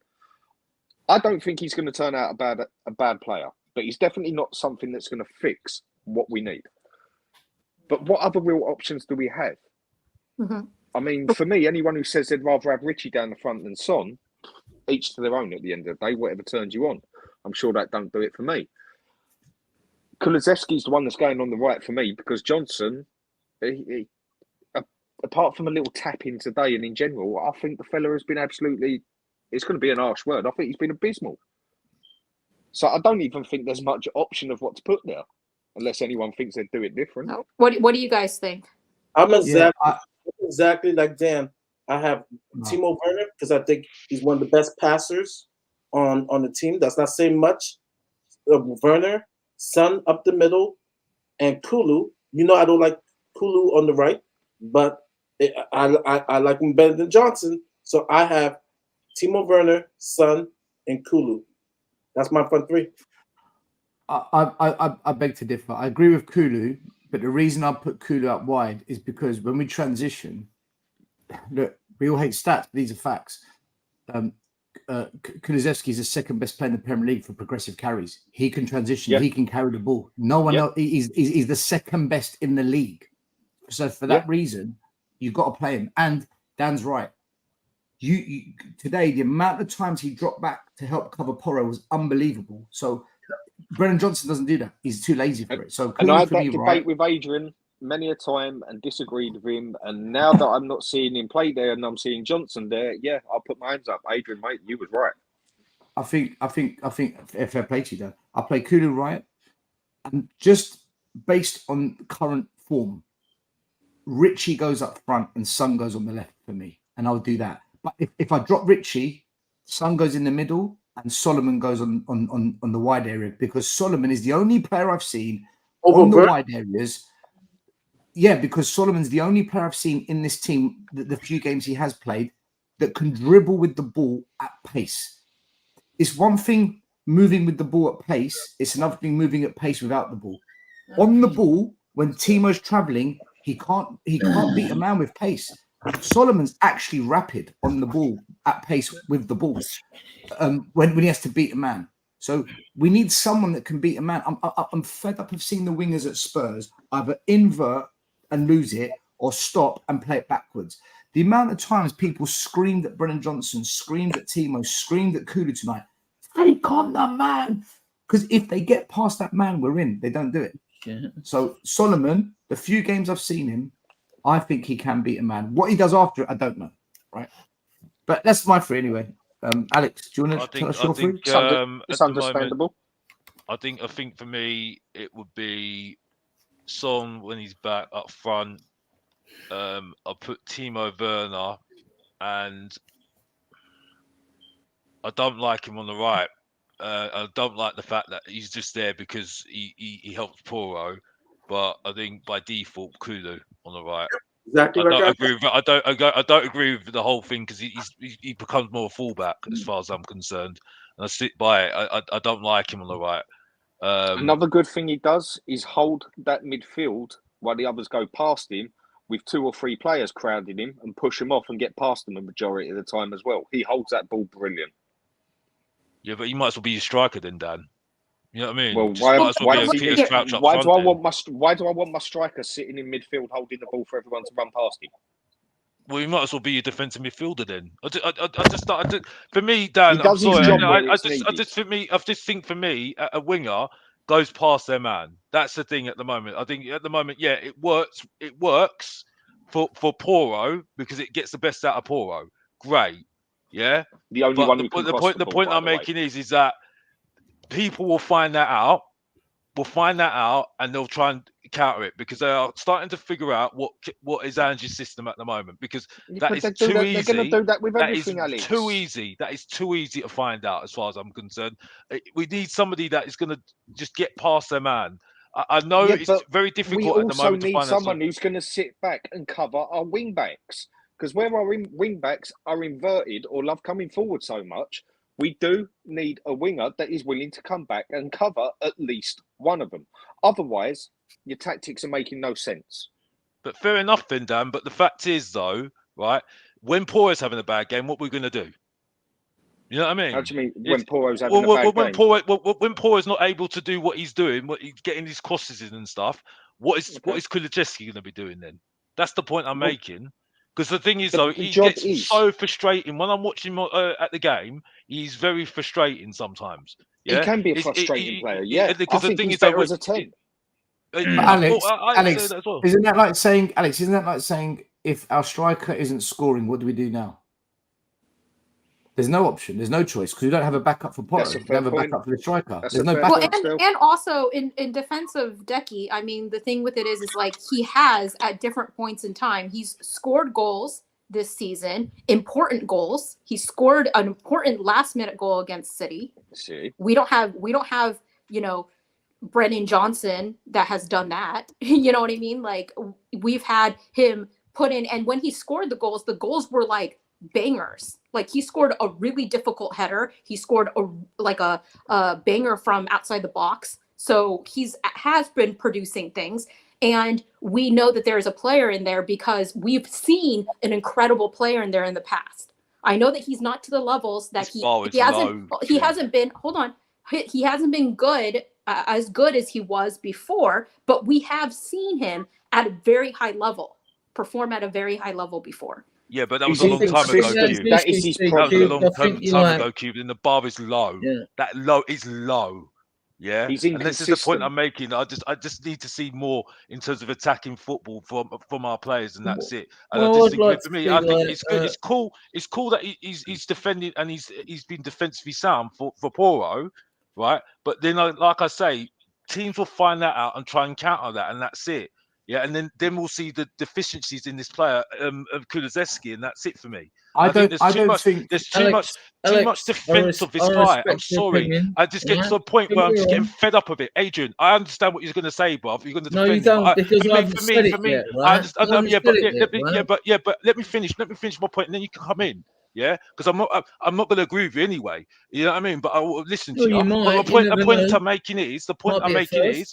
point I'm making is right. Is that I just don't think he's good enough to be on a wing, and that's it for me. And the fact that he's been defensive it just doesn't persuade me at all, because I'm not buying us. I'm not having him as a fullback, for goodness sake. It's not good enough. Alex, I've got a question for you. Just straightforward question. Out of tactics, out of game you play, you probably play it a different way to me, to others. Where everyone's got their own way of playing. I suppose it's a question for everyone. The two type of wingers we got, for me, they're not wingers. They're inverted forwards, and that is what they are. I do not see either Tim Werner or Kulusevski as an out-and-out winger. They're inverted forwards. The closest we've actually got to a winger is either Solomon or Johnson. And Johnson has definitely not rubbed it off yet, has he? So, what sort of winger would you want there? What sort of person would you want there? Who would you put there to do what needs to get done, and what would you expect of them? Good question. To be honest with you, I'll put Solomon there, to be honest with you, because he does on the right-hand side. Yeah, well, I'll put Solomon there because Solomon's a proper winger at the moment. For me, at the moment, because he does what he was supposed to do. He doesn't do the job properly, no. He's not quality, no, but at least he tries to get past his man. Right. You know what I mean? Okay, I get your point. But now you've destroyed the defence, because now you've got a winger that stays up there and don't come back and leaves Poro open many a time, and leaves us open down there that we've got absolutely no cover. So basically, if you don't like the way this works, you're basically questioning Ange, his tactics. Well, I mean, maybe I am doing that. But for me, at the moment, I do think we're getting lucky. No, it's a serious question I'm asking you, and I agree. I agree. Dan, the issue we've got tactically with this is that rather than the wing backs, rather than the attacking wide players having to come back and cover the wing backs, what should be happening is the holding mid, the defensive mid, shuffles over to the wing and engages the counter attack. What's happening is quite a good job of, isn't it? Right, we're missing Sarr. Sarr is actually good at that. He does break it up. He overtakes. And the good thing about Sarr is when he wins the ball, he's full of a quick super chat from brother from another mother, my university friend G Chain. I call him big super chat. Thank you, G. You didn't have to do that. He says, "Evening all. Just jumping on to congratulate my bro on the channel. A huge congrats on him. Thank you, G, so much. Listen, I'm going to see you next Monday. We'll have a few drinks. I'll definitely get you a drink, man. Don't worry about that. Big up to G. Enough respect. By the way, G, Mari's waiting for you to come on the show, so you two need to sort that out. I'll leave that to you two. I'll leave that to you guys. We're missing when Arsenal took their dip. Mari, I'm coming for you next week, he says. There you go. Bring it on, because I'm ready. I'm ready. Guys, one thing I wanted to ask you all actually is Look, I personally don't think Spurs have played well for a couple of months. I don't think Spurs are playing well. We have moments where we look good, and like today, 10, 15 minutes, bang, bang, bang, bang. Okay, brilliant. But I don't think we're playing well. At the end, it was squeaky bum time. They're throwing the ball into the box, corners. Vicario had to make a save over the bar. When we don't control games, we're not controlling it. We dominate possession, but we're not controlling it because we always look like the other team could score. Is exactly what I was saying at the start of this game. Yeah, People going on that we're controlling it, and we control nothing. It's just it looks like it. I agree. I'm agreeing with you. You're right. You are. So my question is this, right here. Right. So here's my question. I'll stay humble on a wind up. Big up, Adrian. Can you hear the beep? Leave it out, Bob. Leave it out. There's no beep. No, there's no beep. Leave it out. I wanted to ask you guys this. Right? I wanted to ask you this. I said end of October, beginning of November, and I stick to it now. And I haven't budged from this. We will get top 4 this season, minimum. And we will. I still we will. Right? We will. But the way we keep playing, like we just about beat Burnley in an FA Cup game. They're getting relegated. We went to a mid-table Man United. We couldn't beat them, right? We played Man City in FA Cup. We weren't even there. It was men versus boys. And then tonight, it could have been 3-3. It could have been 4-2. It could have been anything tonight. Do you think, unless the performances improve, where we actually start controlling games, that we might chuck top 4 away? No, it's the easy answer. No, I don't. It's the easy answer. If we get top 4, it's because of one person, Son. No, I think our defense. No chance. No chance. Let Murray have his say. Then we'll go around. Let Murray say. Then we'll go around. Everyone have a say. Come on, Murray. Because when Basuma comes back, Sarr comes back, right? If we get healthy, right, the defense will play like it did before. I think the problem is not being clinical. I think the key to the season, right, because as currently now, right, take out Son, we're not good enough to solidify 4th, but because, like I said, the league has been down, that we're going to get away with it. And then to add on to it, when Son comes back, Son will be the difference of us either finish 4th or 5th. Because remember, 5th could possibly get you Champions League.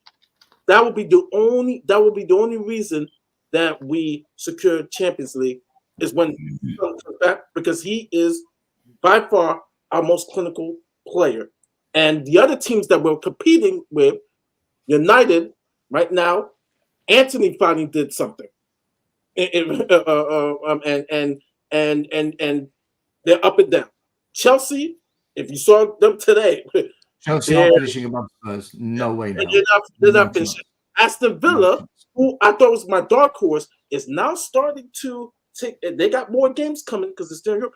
They're starting to wobble right now. So by default, we'll get 4th. But to add on to it, because we have Son, those other teams don't have it. It's almost like when we said we have Kane, those other teams don't have Kane. Now we can say we have Son. You know, it's sad to say that about our team. We have Son. He may be the difference maker in finishing 4th, because the other teams they don't. I get where you're coming from, but I think you've got it slightly wrong. Okay. It's not going to be down to Son, because Son is not a world-class player. Never was, never will be, never has been. Ooh, Son is that's contentious. Let me say my bit. All right. And I'll have it out with anyone. Say it. I will prove them wrong. Son has never, ever, ever been world-class. He is an extremely good player. But the phrase world-class is used way too easy. Son is not in the same boots as Harry Kane, Vincent Jr. He is not in the same boots as Mbappe or any of that lot, yeah? He is an extremely good player. Now, the thing that has been making us look so erratic over the past, let's say 5-6 months, is definitely down to the injuries and the suspensions and the way it all happened. I think the way we can make it for us is if we can finally get at least 9 of that 11 back, and we all know 2 of them's going to be dodgy, whether it's Kulusevski, whether it's Johnson, whether it's Werner, Richarlison. But like you agreed, you stated the other day, still, we've basically got 9 on that team, and 2 we definitely need to fix. Once we've got that whole 11 sitting there, with a bit of backup as well, we have a team that is good enough to finish in 4th place. And the main one who is going to do that is not going to be Son, because he's not good enough to do that. It's going to be Maddison, because Son can't set his own stuff up. Very rarely. Yeah, all right, he could get it in the middle of the pitch, run it down there, bang it in the back of the net. But it's very rare that he pulls off a stunt, gets it round 2 players and puts it in the back of the net, or makes his own. Son gets it put to him, like most poachers do. He ain't no Harry Kane. The one, if you're going to put it on one player that is going to do it for us, it is going to be Maddison, who will feed Son. But Dan, and I was without Maddison, Son, he's not going to be getting fed. But Dan, I will say this. Our problem is clinical. Someone being clinical and scoring goals, despite what happened today. Son, as everybody knows, even the BBC had an article, is one of the most clinical finishers. Those other teams, those other teams don't have it. And then for Maddison, who's Maddison going to assist? You take Son out of the equation. Who is Maddison going to assist? To Richarlison? Yes, I know he's going through his purple patch, right? Is he going to assist to Brian? Richarlison's a tapping merchant, man. He's a tapping merchant. And so, in a sense of, if you say Maddison, Son kind of go hand in hand. And so that's why Son is important, because if Maddison... I didn't say he wouldn't be nothing to do with it. I just said he won't be the pure man to it. And through what a few in the chat are saying, I never stated Maddison was world-class either. We don't even have a world-class player at Spurs. Okay, I get what you're saying. Different categories. I have legends. I have world-class. Without Maddison, how many goals? How do our goals fall to pieces? They do. No, but hold on. That's not what Mari fell apart. Hold on. That's not what Mari is saying. Okay, this is assuming that we have Maddison now. Maddison has come back. He's now, hopefully that was just a cramp and he's come back. So now, with the exception of Son, Sar, and Basuma, we pretty much have a full squad of anybody that actually, is going to make any sort of impact on our team. So Mari is saying from now to the end of the season, the difference maker is Son coming back. This is assuming that Maddison's already there, because he's already here right now. He's back already. He's not saying Son comes back not injured. He's not saying the difference maker is Son coming back and Maddison going out.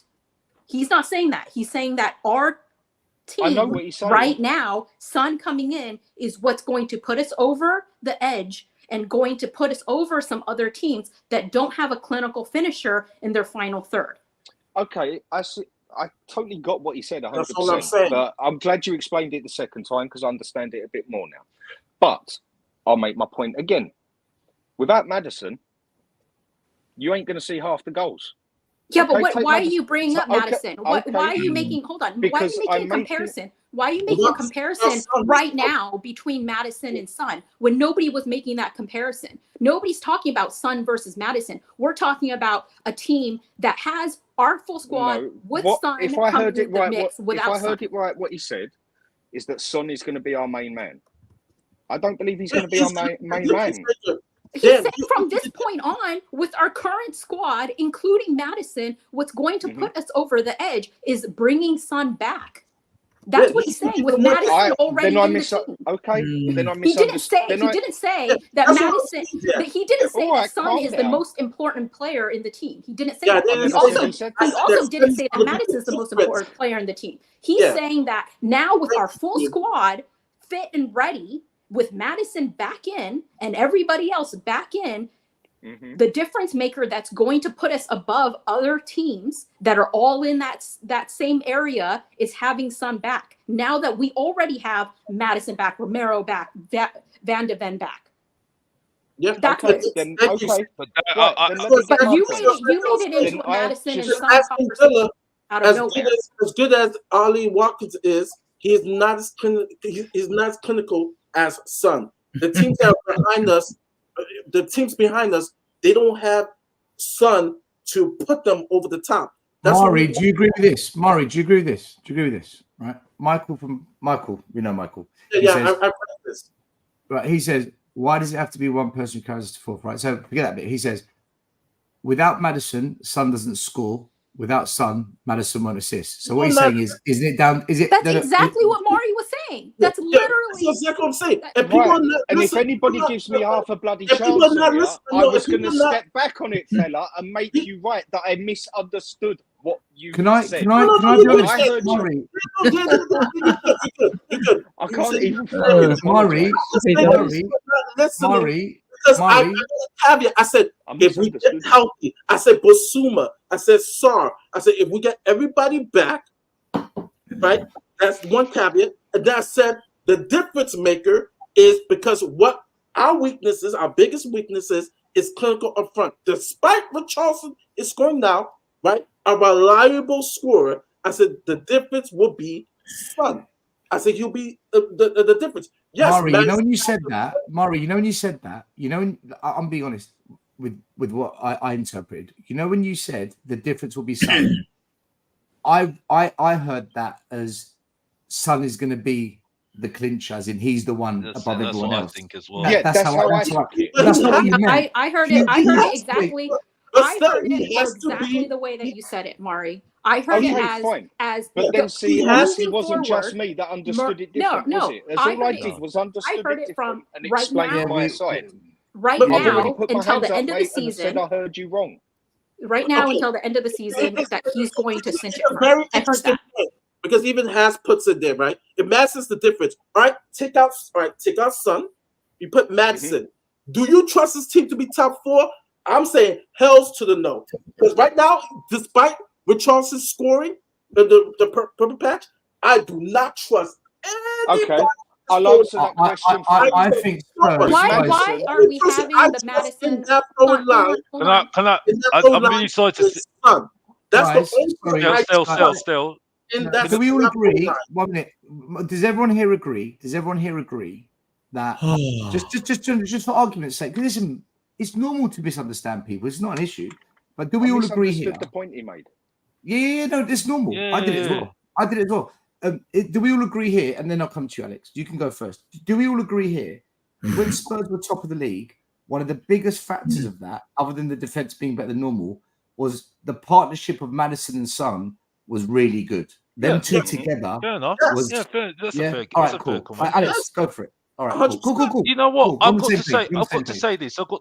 I will defend Dan. Yeah, I mean, yeah, we might have our arguments, but I love the lad, yeah, because he's a good guy, yeah, and he actually speaks in fact. He's a very good guy, yeah, right. He knows what Mr. Box Office is like. He knows what Mr. Box Office is like. He knows what Alex is as well, right?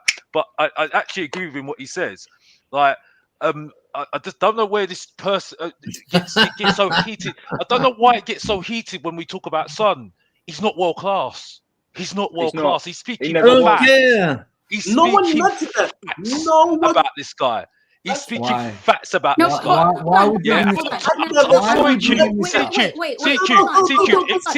I know you want a piece of Mr. Box Office. I know you want a piece of Mr. Box Office, yeah. But tonight is not the night. Tonight is not the night, yeah. Guys, because everyone's shouting. Alex, please. Go back and wind the tape. Guys, please. Guys, please. I did not even bring it up. Why you're arguing? I didn't even bring it up to the argument. What is key? Guys, please listen for just a second. Where does key difference make? There's three people. Why is this? I've muted everyone, guys. There's three people talking at the same time. It's an absolute mess. We have to let one person talk at a time. I'm telling you. I read the comments and like, shut up. This is right, Alex. It's true. Finish your point, and then I'm going to bring Mari back in, then Adrian. All right. So, Alex, you speak. Finish your point, and then I'll bring the others in. Right. There has to be some order. There has to be some order. All I'm saying is that I do understand where Dan's coming from, because I think he's talking facts about Son. I think we go over the top about him. I do agree the fact that we look good with Maddison and Son. Yeah, absolutely. But I do think whenever the Son debate comes up, I do get embarrassed a little bit, and it's not because it's Son. It's just that I just think it's supposed to be up the team. Yeah, he's not the greatest captain in the world. I'll tell you that for a fact, because I think Vicario is a better captain. But we've got a bit of leadership about him, and that's it. I think that the whole thing with Son sums up why I think we're going to be a mess next season, because we're so emotional about players, and it's just like, for me, we shouldn't be emotional about players. We should be just saying, right, if they're not doing well, you're out the team. You know what I mean? He's a clinical striker. There's no argument about that. But the fact is, this guy has been at our club for how long? And he's done absolutely nothing in terms of winning trophies. Yes, okay, maybe for his nation. No. Maybe for his nation. But he has not done anything, and that's it. And I think I absolutely agree. Let me talk. I don't want to have this conversation. I do not want to have this conversation with my boy Dan, with what he said, and that's it. I'm sorry, Cube. I'm sorry, C-Cubed. You're not changing my mind. I'm sorry. The main event is spoken. And you still, I'm done. No, you're not done, because you're trying to have this conversation. Okay, I'm not going to sit here and try to defend Son or have a debate about Maddison versus Son right now. So who do we miss more, Maddison or Son? Take one player out of that team. Who do we miss more? I don't want to have this conversation. That's what she's saying. And instead, out of nowhere, leave it. We'll drop it. Out of nowhere, we started a conversation of who's more important, Son or Maddison. And out of nowhere, we started having a conversation: is Son world class? Which, we all know that I think he is, but I'm not going to have that debate and conversation right now. So what I'm trying to say right now, I'm not going to defend Son. What I'm trying to say right now is, unless you guys want to have that debate and conversation right now, if you guys are trying to have that, I'm going to jump off. If you guys are trying to have this debate and conversation randomly out of nowhere when we're trying to discuss the game, then, I think we drifted from the game a little while ago. Yeah, I know. So I'm off if you guys are trying to have this pointless conversation about whether or not Son is world class and whether Son or Maddison is more important. We'll just have one question then to ask everybody. One question, and I'll leave it at that, and I won't bring it up again about Son, whatever. Who would Spurs miss most in that team? No, Dan, we're not having that chat. Dan, we're not having that chat. No, Dan, we're not having that chat. She's left now. She just said she doesn't have the chat, and you had it. You literally did the opposite. I only wanted an answer. To me, that's just someone being smart. All right, guys. As the host, no. As the host of the show, the conversation on that subject ends. I'm going to read this super chat. Okay, mate. From Della Spurs, because he's paid money for me to read it. He says, "Big up Murray. Son is key for top 4. How many teams have you heard begging for a goal scorer?" 1 minute. Let me finish the super chat. Let me read the super chat. How many teams have you heard begging for a scorer? Question mark. He may not be world class, but he's an ice cold finisher. Right, done. Della Spurs, thank you for having your say and input. What I do want to go on to, guys. Still, this is the final word I'm gonna say on this. No, but we're going back onto the subject then. No. Who cares? You asked the question going forward, and I said that the key difference maker, because we don't have him now, we're struggling to score goals despite this game, is going to be Sonny. I did not mention anything about world class. Here's the reason why. You heard me say this before. No, I said world class. Okay. Yep. I said this before. I said I have my own level because I think world class is misused a lot. I have a separate category called legends. And you know who's there in the legends? Maradona, Messi, Ronaldo, you name it all. Who I thought were legends of the game. These are people who have won trophies whatsoever. I don't even put Harry Kane on that level. I'm strict. I went on Salva's show, and he can back me up. Stealth knows. I don't even put Kane in that level because I'm like, no trophies, club and country, you cannot be considered legend. So the next category is world class, where everybody seems to be in there, right? So I put Sonny there, Kane there, a couple other people there. So I even have my own level. It's called legends, football legends, right? So he's not there. The only point I'm trying to say is that he will be the key to put us over the top because the other teams who are chasing us, right, do not have a clinical striker, right? And so if you want to go, right, and throw the question, who's more important, Matters or Son? Okay, but if you take our Son out of the equation, do you trust this front line with Matters to finish its meal and get it top 4? For me personally, I say hell's to the no.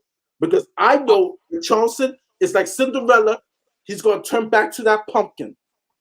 Johnson, do I trust him? Despite scoring that easy tapping, I don't trust him. I don't trust Brian Hill. I don't trust Manny Solomon. I don't trust Willis. I don't trust none of these cats. None of these cats. And so one person. Let me put this a different way to you then.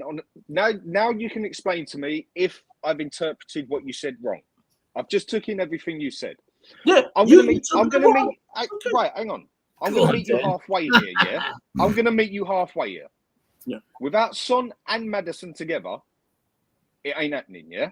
I agree with you. But 100%. if it was one or the other, we get further with Maddison being in the team than Son being in the team, because Maddison has got the creativity to set up anybody around him. Whether they finish or not is different. You won't get a player get as many goals as Son, but we will still get goals. You take Maddison out of that, then Son ain't got no chances. Werner ain't got no chances. Johnson ain't putting them in the net. Kulusevski ain't putting them in the net. And name anyone else who goes forward. We lose Maddison, we lose the lot. We lose Son, we lose 10 goals. How many assists did Maddison get tonight? How many assists did Maddison get tonight? We still won't make top 4. How many assists? I'm agreeing with you. How many assists? I just believe Maddison. How many assists did Maddison get tonight? He didn't, did he? No. How many goals did he get? No. It was his first proper game back.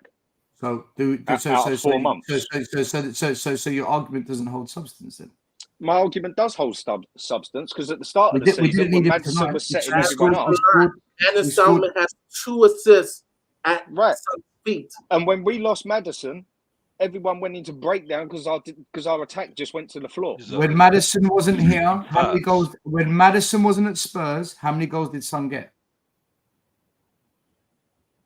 I couldn't give you the exact number. I'll tell you. You mean the season or overall? I'll tell you. No, overall, over 100. So yeah, this thing that we must have Maddison for Son is not. I don't buy that. But if you haven't got the playmaker, Son is no Harry Kane.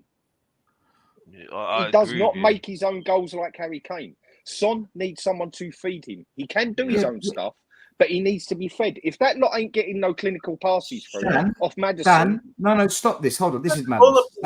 Hold on. No. Murray, stop. Hold on, 1 minute, please. 1 second. Let me say one thing here. When did Maddison get injured? About 4 months ago. Right. Did Son stop scoring after that? No. He doesn't need Maddison. He doesn't need Maddison. Maddison makes it better for him, but he doesn't need him. He kept scoring without Maddison. Without Maddison, we don't. Son kept scoring without him, Dan. Dan, I asked you a question. When did Maddison get injured? He kept scoring without him. Am I wrong or am I right? I can't hear you properly. Did Son exactly? So did Son keep scoring goals after Maddison got injured this season? Yes, and I feel we would have scored more if Maddison would have been right. So he doesn't need him then. That's the point. But the whole up front needs Maddison because there's all I've ever heard that all the Spurs supporters go on about is without Maddison we got no creativity. I'm just saying I think Maddison is our main man.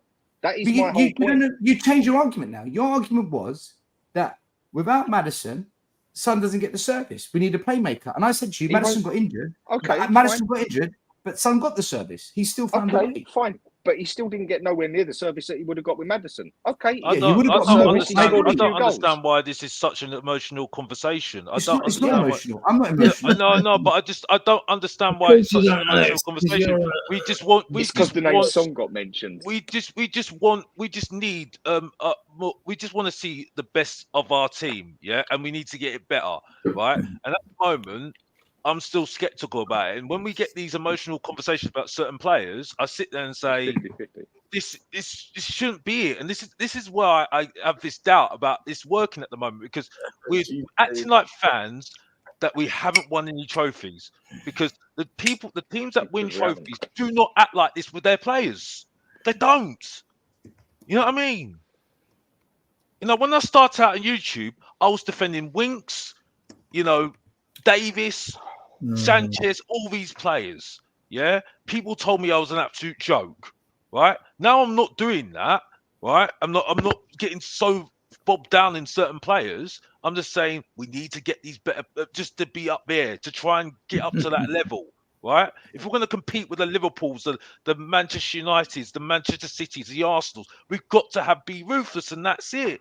And that's what the top clubs do. But why are we getting so emotional about these players that haven't won anything for us right now? I don't get it. I don't get it. Am I talking sense or am I not talking sense? I don't know what you're talking about at the moment, are we? I've heard. And the other one that makes me 1 second still. Let me just three defend different myself topics are being discussed at once. There's 3 different. We've gone from Son, Still. is he world class or not? Then we went to Son v Maddison. Then we went to Maddison. Son can't score without Maddison. The topic keeps changing. For me, right, all I know is Heung-min Son, for God knows how many years he's been at Spurs, no matter who the playmaker is, this guy scores, whether Maddison's in the team or not.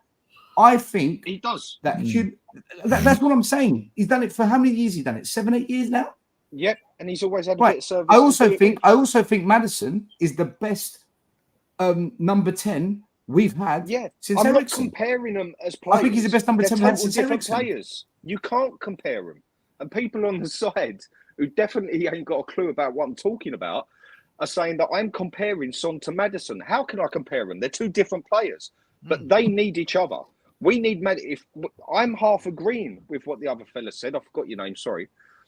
We need Son and Madders. We need Maddison as our playmaker. Without our playmaker there, we won't get half the goals. Yeah, Son will get a couple of goals and they go a couple of goals in, but I guarantee you, I'll bet large money on it that Son will get more goals with Maddison sitting behind him. My whole point is, I think our heartbeat comes from Maddison making the goals and the chances so the others can put it in the net. And with Maddison there, more people will score. Otherwise, we just have to rely on Son putting it in the back of the net. I'd rather have the option of Maddison putting it back where more people get chances. Only problem we got is the others are that crap. They miss half the chances. That is the only point I was making. Exactly, that's what I'm saying. But Maddison, for me, personal, is the one who can take us that far. He is the main man. I think what Dan's also what I'm trying to bring out of what Dan's saying is that I just think at the moment we're just so emotional about these players because they're so attached to these players because they're doing really well at the moment. Fair enough, they're doing well at the moment. Cool, but this is why I'm saying that there's no competition at the moment. So when they're not playing well, they've got no pressure on them at the moment. You see what I'm saying? And that is not a good team at the moment for me. And that's why I've got my doubts at the moment because we get so attached to these players that are not, that at the end of the day, have to play well every single week, which they're not going to do every single week, right? They're going to have to do the same thing next season, right? And for me, that is not a successful team. People saying we need to find backups, and that is not the way of a top team. You know what I mean? So I'm trying to bring on the conversation what Dan's saying. You see what I'm saying? I don't think he's being rude about Son. I don't think he's being rude about anybody else here. You know what I mean? So I don't know why CQ left. The point I'm making is... No. You're making stuff up now. Sorry. 1 minute. No one said Dan was rude. No one said No, but I'm not saying... I'm not making saying that. You create a narrative that didn't exist. CQ I think you left. just said a word. CQ left because she said, if you guys want to have a Son Maddison conversation, I don't want to be a part of it. That's what she said. She goes, so if you want to have that, cool, I'm gone. And that conversation carried on. So she said, right, gone. She said she would leave it to happen because she would be a part of it. That's what happened. Yeah. No one got emotional. She just said, it's like me saying, look, guys, I don't want to talk about who am I friends with? Let me think. I don't want to talk about Tottenham on tour. If we're going to talk about that channel, I don't want to talk about it. Right? I'm friends with them. So I can say it. Right? I'm friends with Brian, Ben, Ryan. Right. If we then carry on chatting about it, I'm gone. And that's what happened.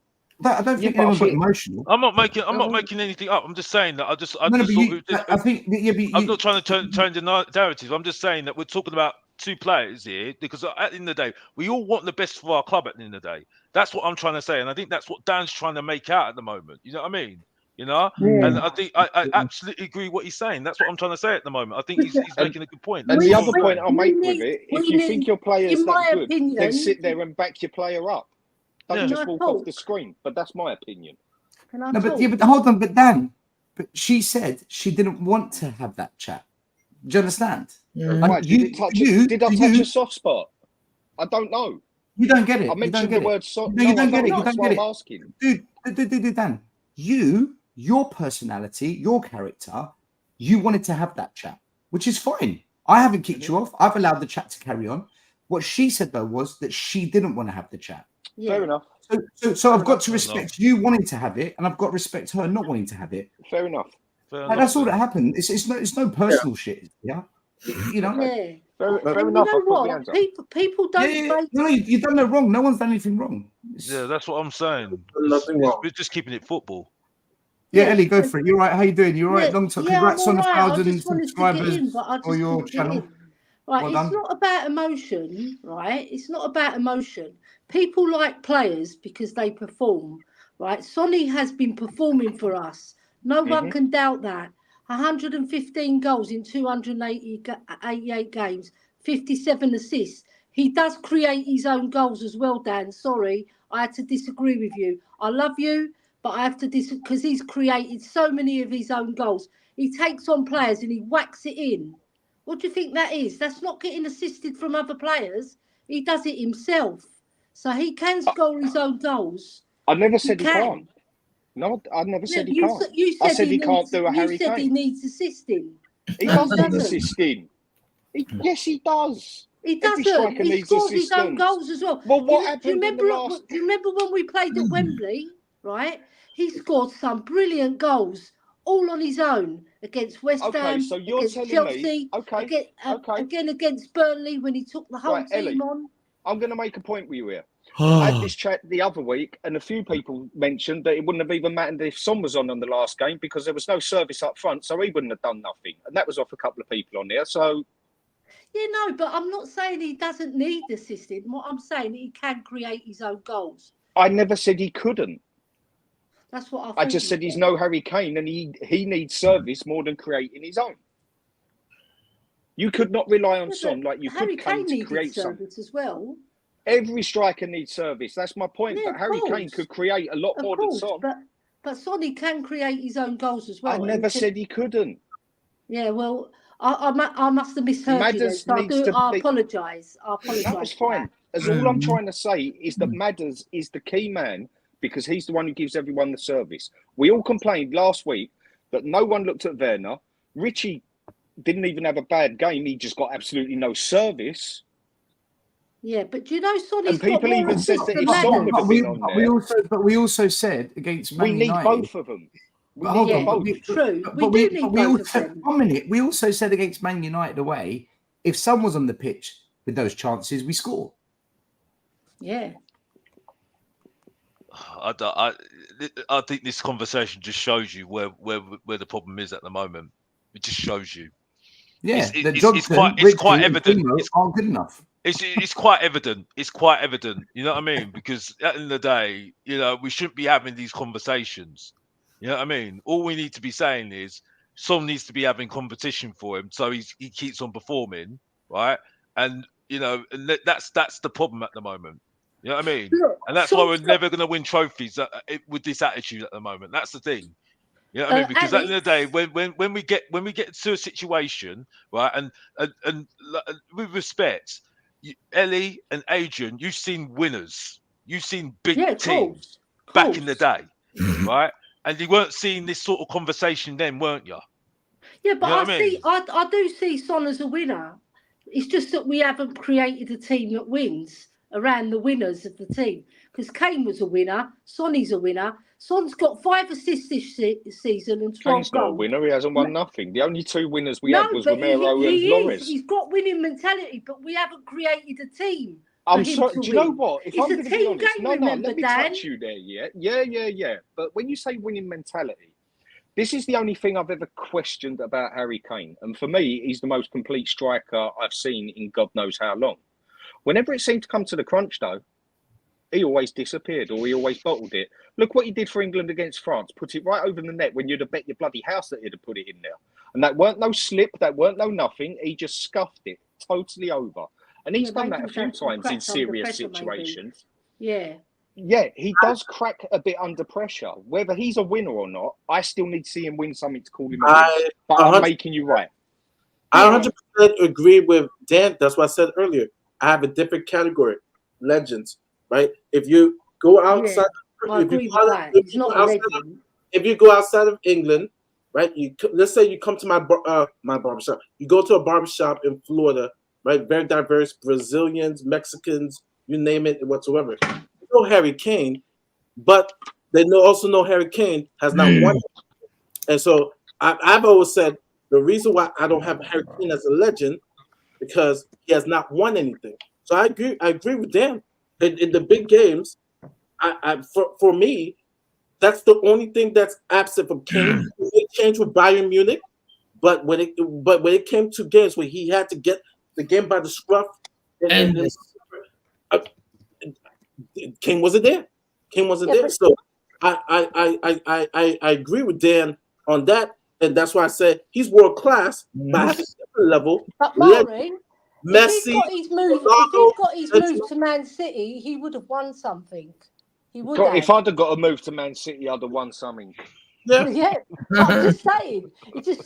There's players at Man City are much lesser players than Harry Kane, but they've won. You can watch the game. But that doesn't mean they're better than Harry Kane. There's some players who just when the light shines on them, they do magic. They want it. I've seen players who just said, "All right, people, I've got to go. My wife's telling me I've got to go as well. My eyes are gone." Right, D-boy, I don't know who you are. Dan, thanks for coming on, brother. You have a good night. That's not a problem, mate. Enjoyed the debate and everything. Sorry if it got a bit heated at times. No, Dan. Do you know what I love about Tottenham away? It's real. It's real. Yeah, that's right. I love it. Honestly, I love it. It's a real channel. This is real people, real emotions, you know? Okay, and everyone, fair play to you all. Good debate, and I'll catch up with you all another day. Take it easy, people. Take it. I'm gonna go as well because I'm gonna save the chat and let everybody else speak. You know what I mean? So see you later, Alex. Plug your channel. Plug your channel. Big up to everybody. Big up to everybody. Adrian, big up to you. You're taking it well. And no, nothing personal. Big up to you, Ellie, the Queen. Big up to you, Mari. And big up to you, Still, for inviting me. I'm out of here. I'm done. You know what, Alex? I was just glad that somebody in the chat said I was intelligent with my comment. Ellie,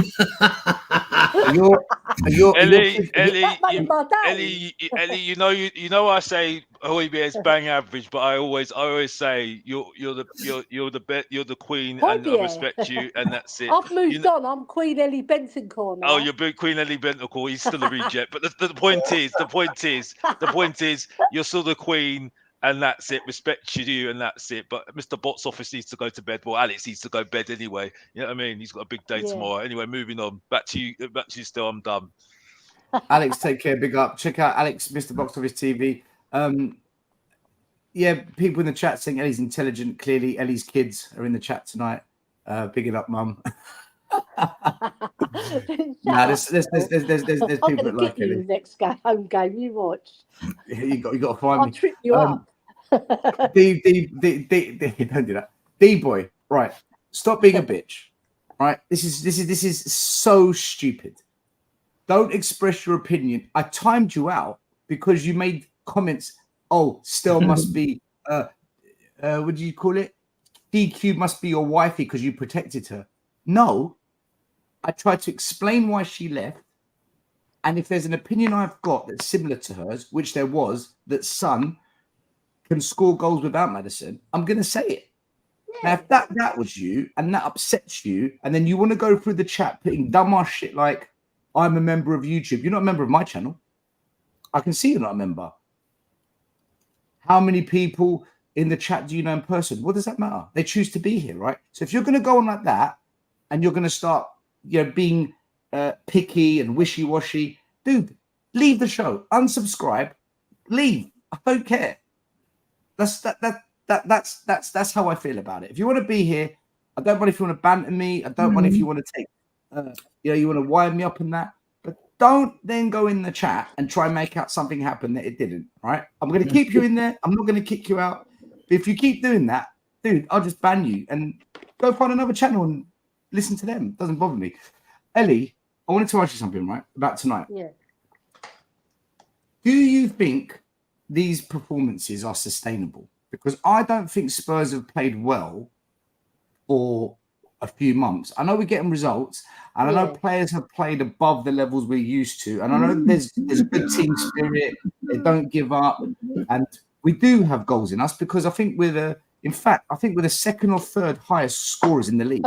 So we are scoring goals. But do the performances worry you a bit or not? Yeah, they do and they don't still, because sometimes we look sublime and then other times we look ragged, right? But we're not consistently good in every single match that we play. We don't really dominate like we should do with the players that we've got. When we've got our first starting 11, we look a lot better in terms of holding the ball. But when we've lost 2 or 3 players or 3 or 4 players, it doesn't gel like it should do. And I agree with you, as we're not sustaining enough performance to beat. Like, we can beat the Brentfords, we can beat the Burnleys, the Sheffield Uniteds, but also we've got to beat the bigger teams, right? All right, we beat Liverpool, but they went down to 9 men, so that was an anomaly, right? But we haven't performed really well. The only game I can pick out, really, if I put my hand on my heart, where I thought we played well for most of the game, was the Newcastle game. But any other game, it's been fits and starts, not enough consistency. So I would like us to be more consistent in our performances. Yeah, I do agree with you still. We're not sustaining it. Adrian, I want to take what Ellie's just said, right? You've seen Spurs for decades and decades. You've seen the winners, you've seen the losers, you've seen us playing top division, lower division. You've seen a bit of the double side. You've seen many a team built. You've seen many a process. You've seen many a project. You've seen it all, right? Call it whatever you want to call it, project, process. You've seen it since the 60s onwards. What you're seeing now, based on everything you've seen before at Spurs, are we just these performances up and down, stop, start, like Ellie said, is this part of the journey to where we're trying to get to that you've seen before in the past, or are you worried about the performances as well? No. What I get is, it's strange actually. During the periods of success I've seen in the past, right? I see it now. There's a buzz around the club. There's a buzz around the stadium. Now, I'm not sure that's going to mean that we're going to win things or do things. But it's like, I remember in the early 81s and 91s when we're going on in the FA Cup and we're going to do good things. And like, there is a buzz there.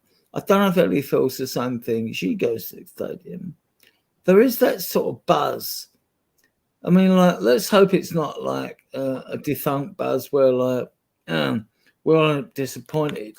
But like, I've got this buzz, and I think like Angie's going to take us forward.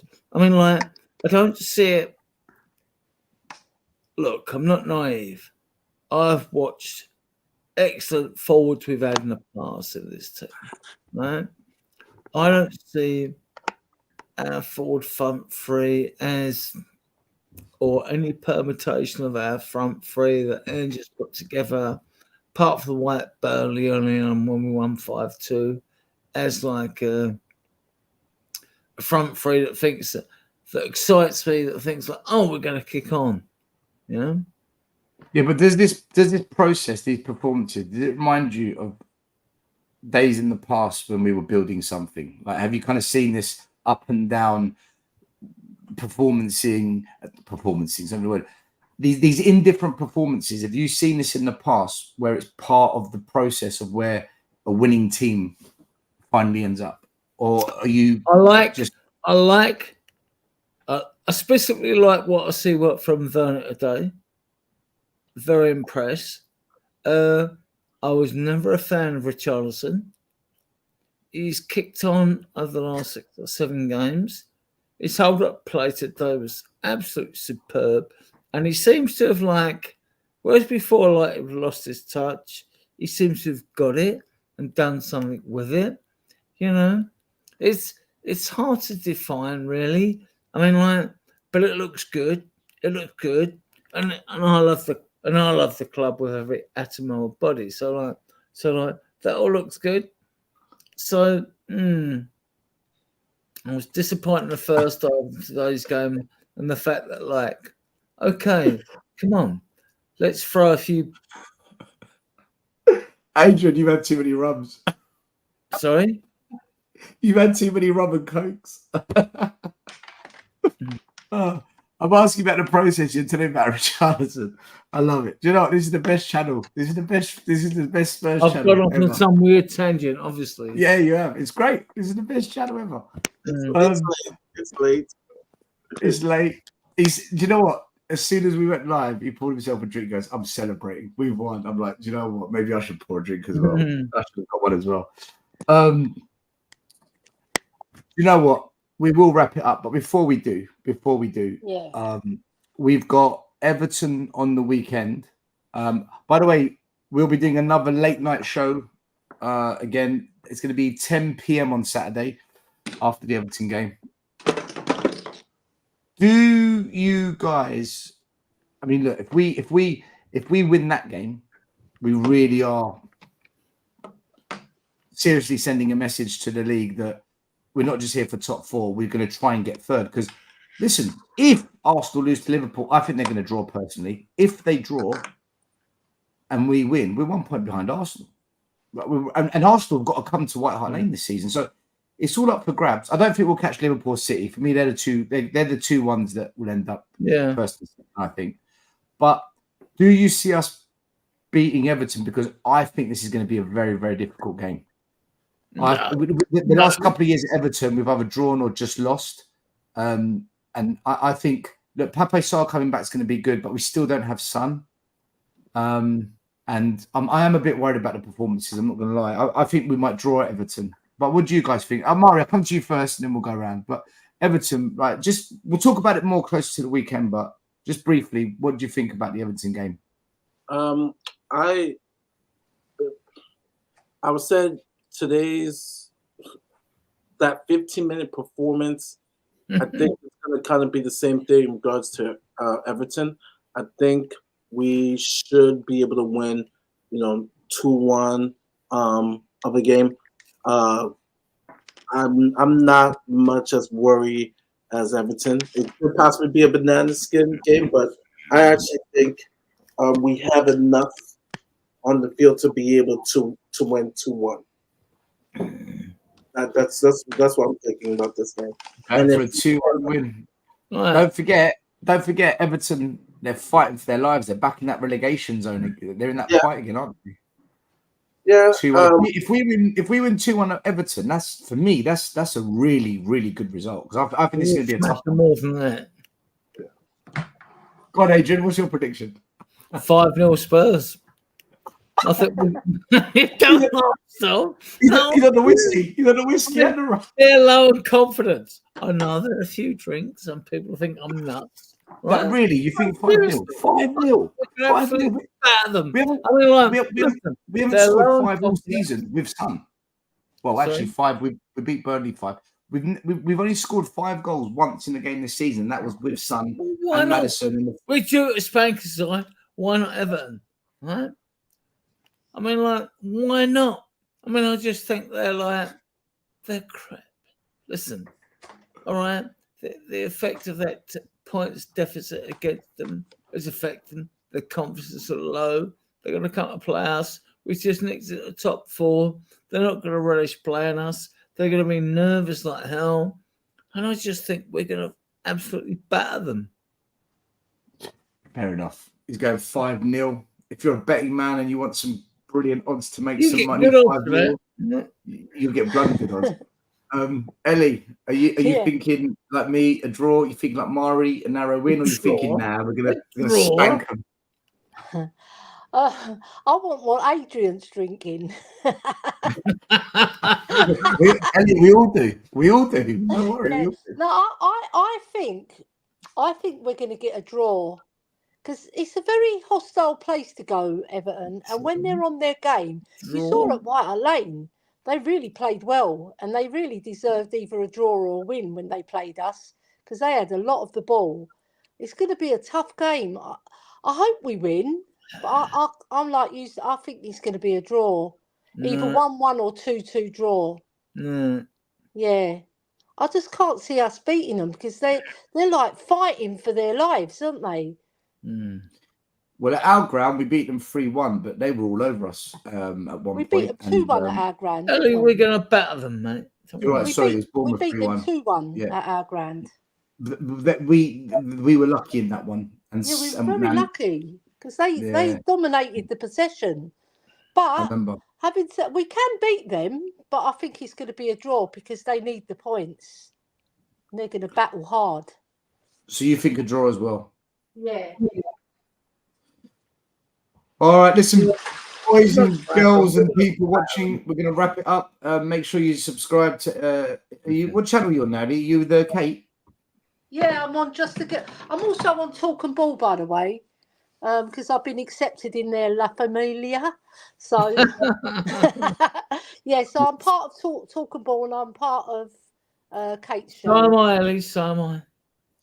Well, follow Ellie on the channel she's on. Follow Adrian. He's also got a brilliant Facebook page called Spurs Diehards TTI. Tottenham Till I Die. I'll put it down below his name. Mari, he'll be doing a show this week, I believe. Maybe tomorrow. Am I doing a show Mari, tomorrow? love you, man. Tomorrow, we'll do North And London. you still love you as well. It's hours Love you tomorrow. too. Love you too. Yeah, Adrian, I love your Facebook page. It's brilliant. Ellie, don't love you. So 15 minutes ago, everyone wanted to argue. 10 minutes later, I love you, man. Yeah, I love you too, man. Love you, man. It's because you've got the older crew. We've got more respect. Yeah. Yeah, we got. Yeah, Maury, you got a show tomorrow. You said. Yeah. We have North London's hours tomorrow. We'll recap our victory. We'll recap Arsenal's victory with Forest, and going into the weekend, their game against Liverpool. Maury, mate, I'll try and give it a miss. Yeah. Yeah. Definitely check it out. Yeah, guys, can I have an invite? I'm going to be a bit cheeky here. Can I have an invite for North London Get Ellie on. You know what? I like those North London sounds. I was trying to, because they have a girl named Jess. I'm gonna try to reach out to her. She came on the show one time. Yeah, so, I saw her. She was on with me. So I would love for you to be there when she's there. But you know what? If I can't get her, you know what? I'll have you on tomorrow. It should be fun. Yeah, anyway, I'd love to, because I love those shows. I love bantering with Stefan. To meet up with you guys is always brilliant, actually. Well, Stefan is one of a kind, isn't he? To well-intentioned. Stefan will be there tomorrow, and Bryce. Thanks for the invite. Thanks. You're welcome. You're always welcome. On Bryce, Tommy has stopped streaming. He doesn't want to do it anymore. Dan, who was on earlier, has taken over the channel. So that's what's happened there. Just a quick big up and thank you to everyone in the chat tonight, as always. Also the super chats. Let's big up. We've got Stay Humble. Phil P, thank you so much for a couple of super chats, free super chats. Big up. G Chain, big up to you. Thank you for the 10,000 subscriber. Big up. Stay Humble, big up. And Della Spurs, thank you as well. Guys, we'll be back tomorrow with Mari, who'll be doing his North London Is Our show. That's always a little bit of a spicy affair. And on Saturday night, 10 p.m., I'll be live again. Late night show, Everton v Spurs. We'll be analysing. People, stay safe. Another Spurs win. Stay safe and another Spurs win. Come on, Spurs. Come on, Spurs. The first game we look for, Robbie. Tottenham away. When we got Tottenham away. Tottenham away.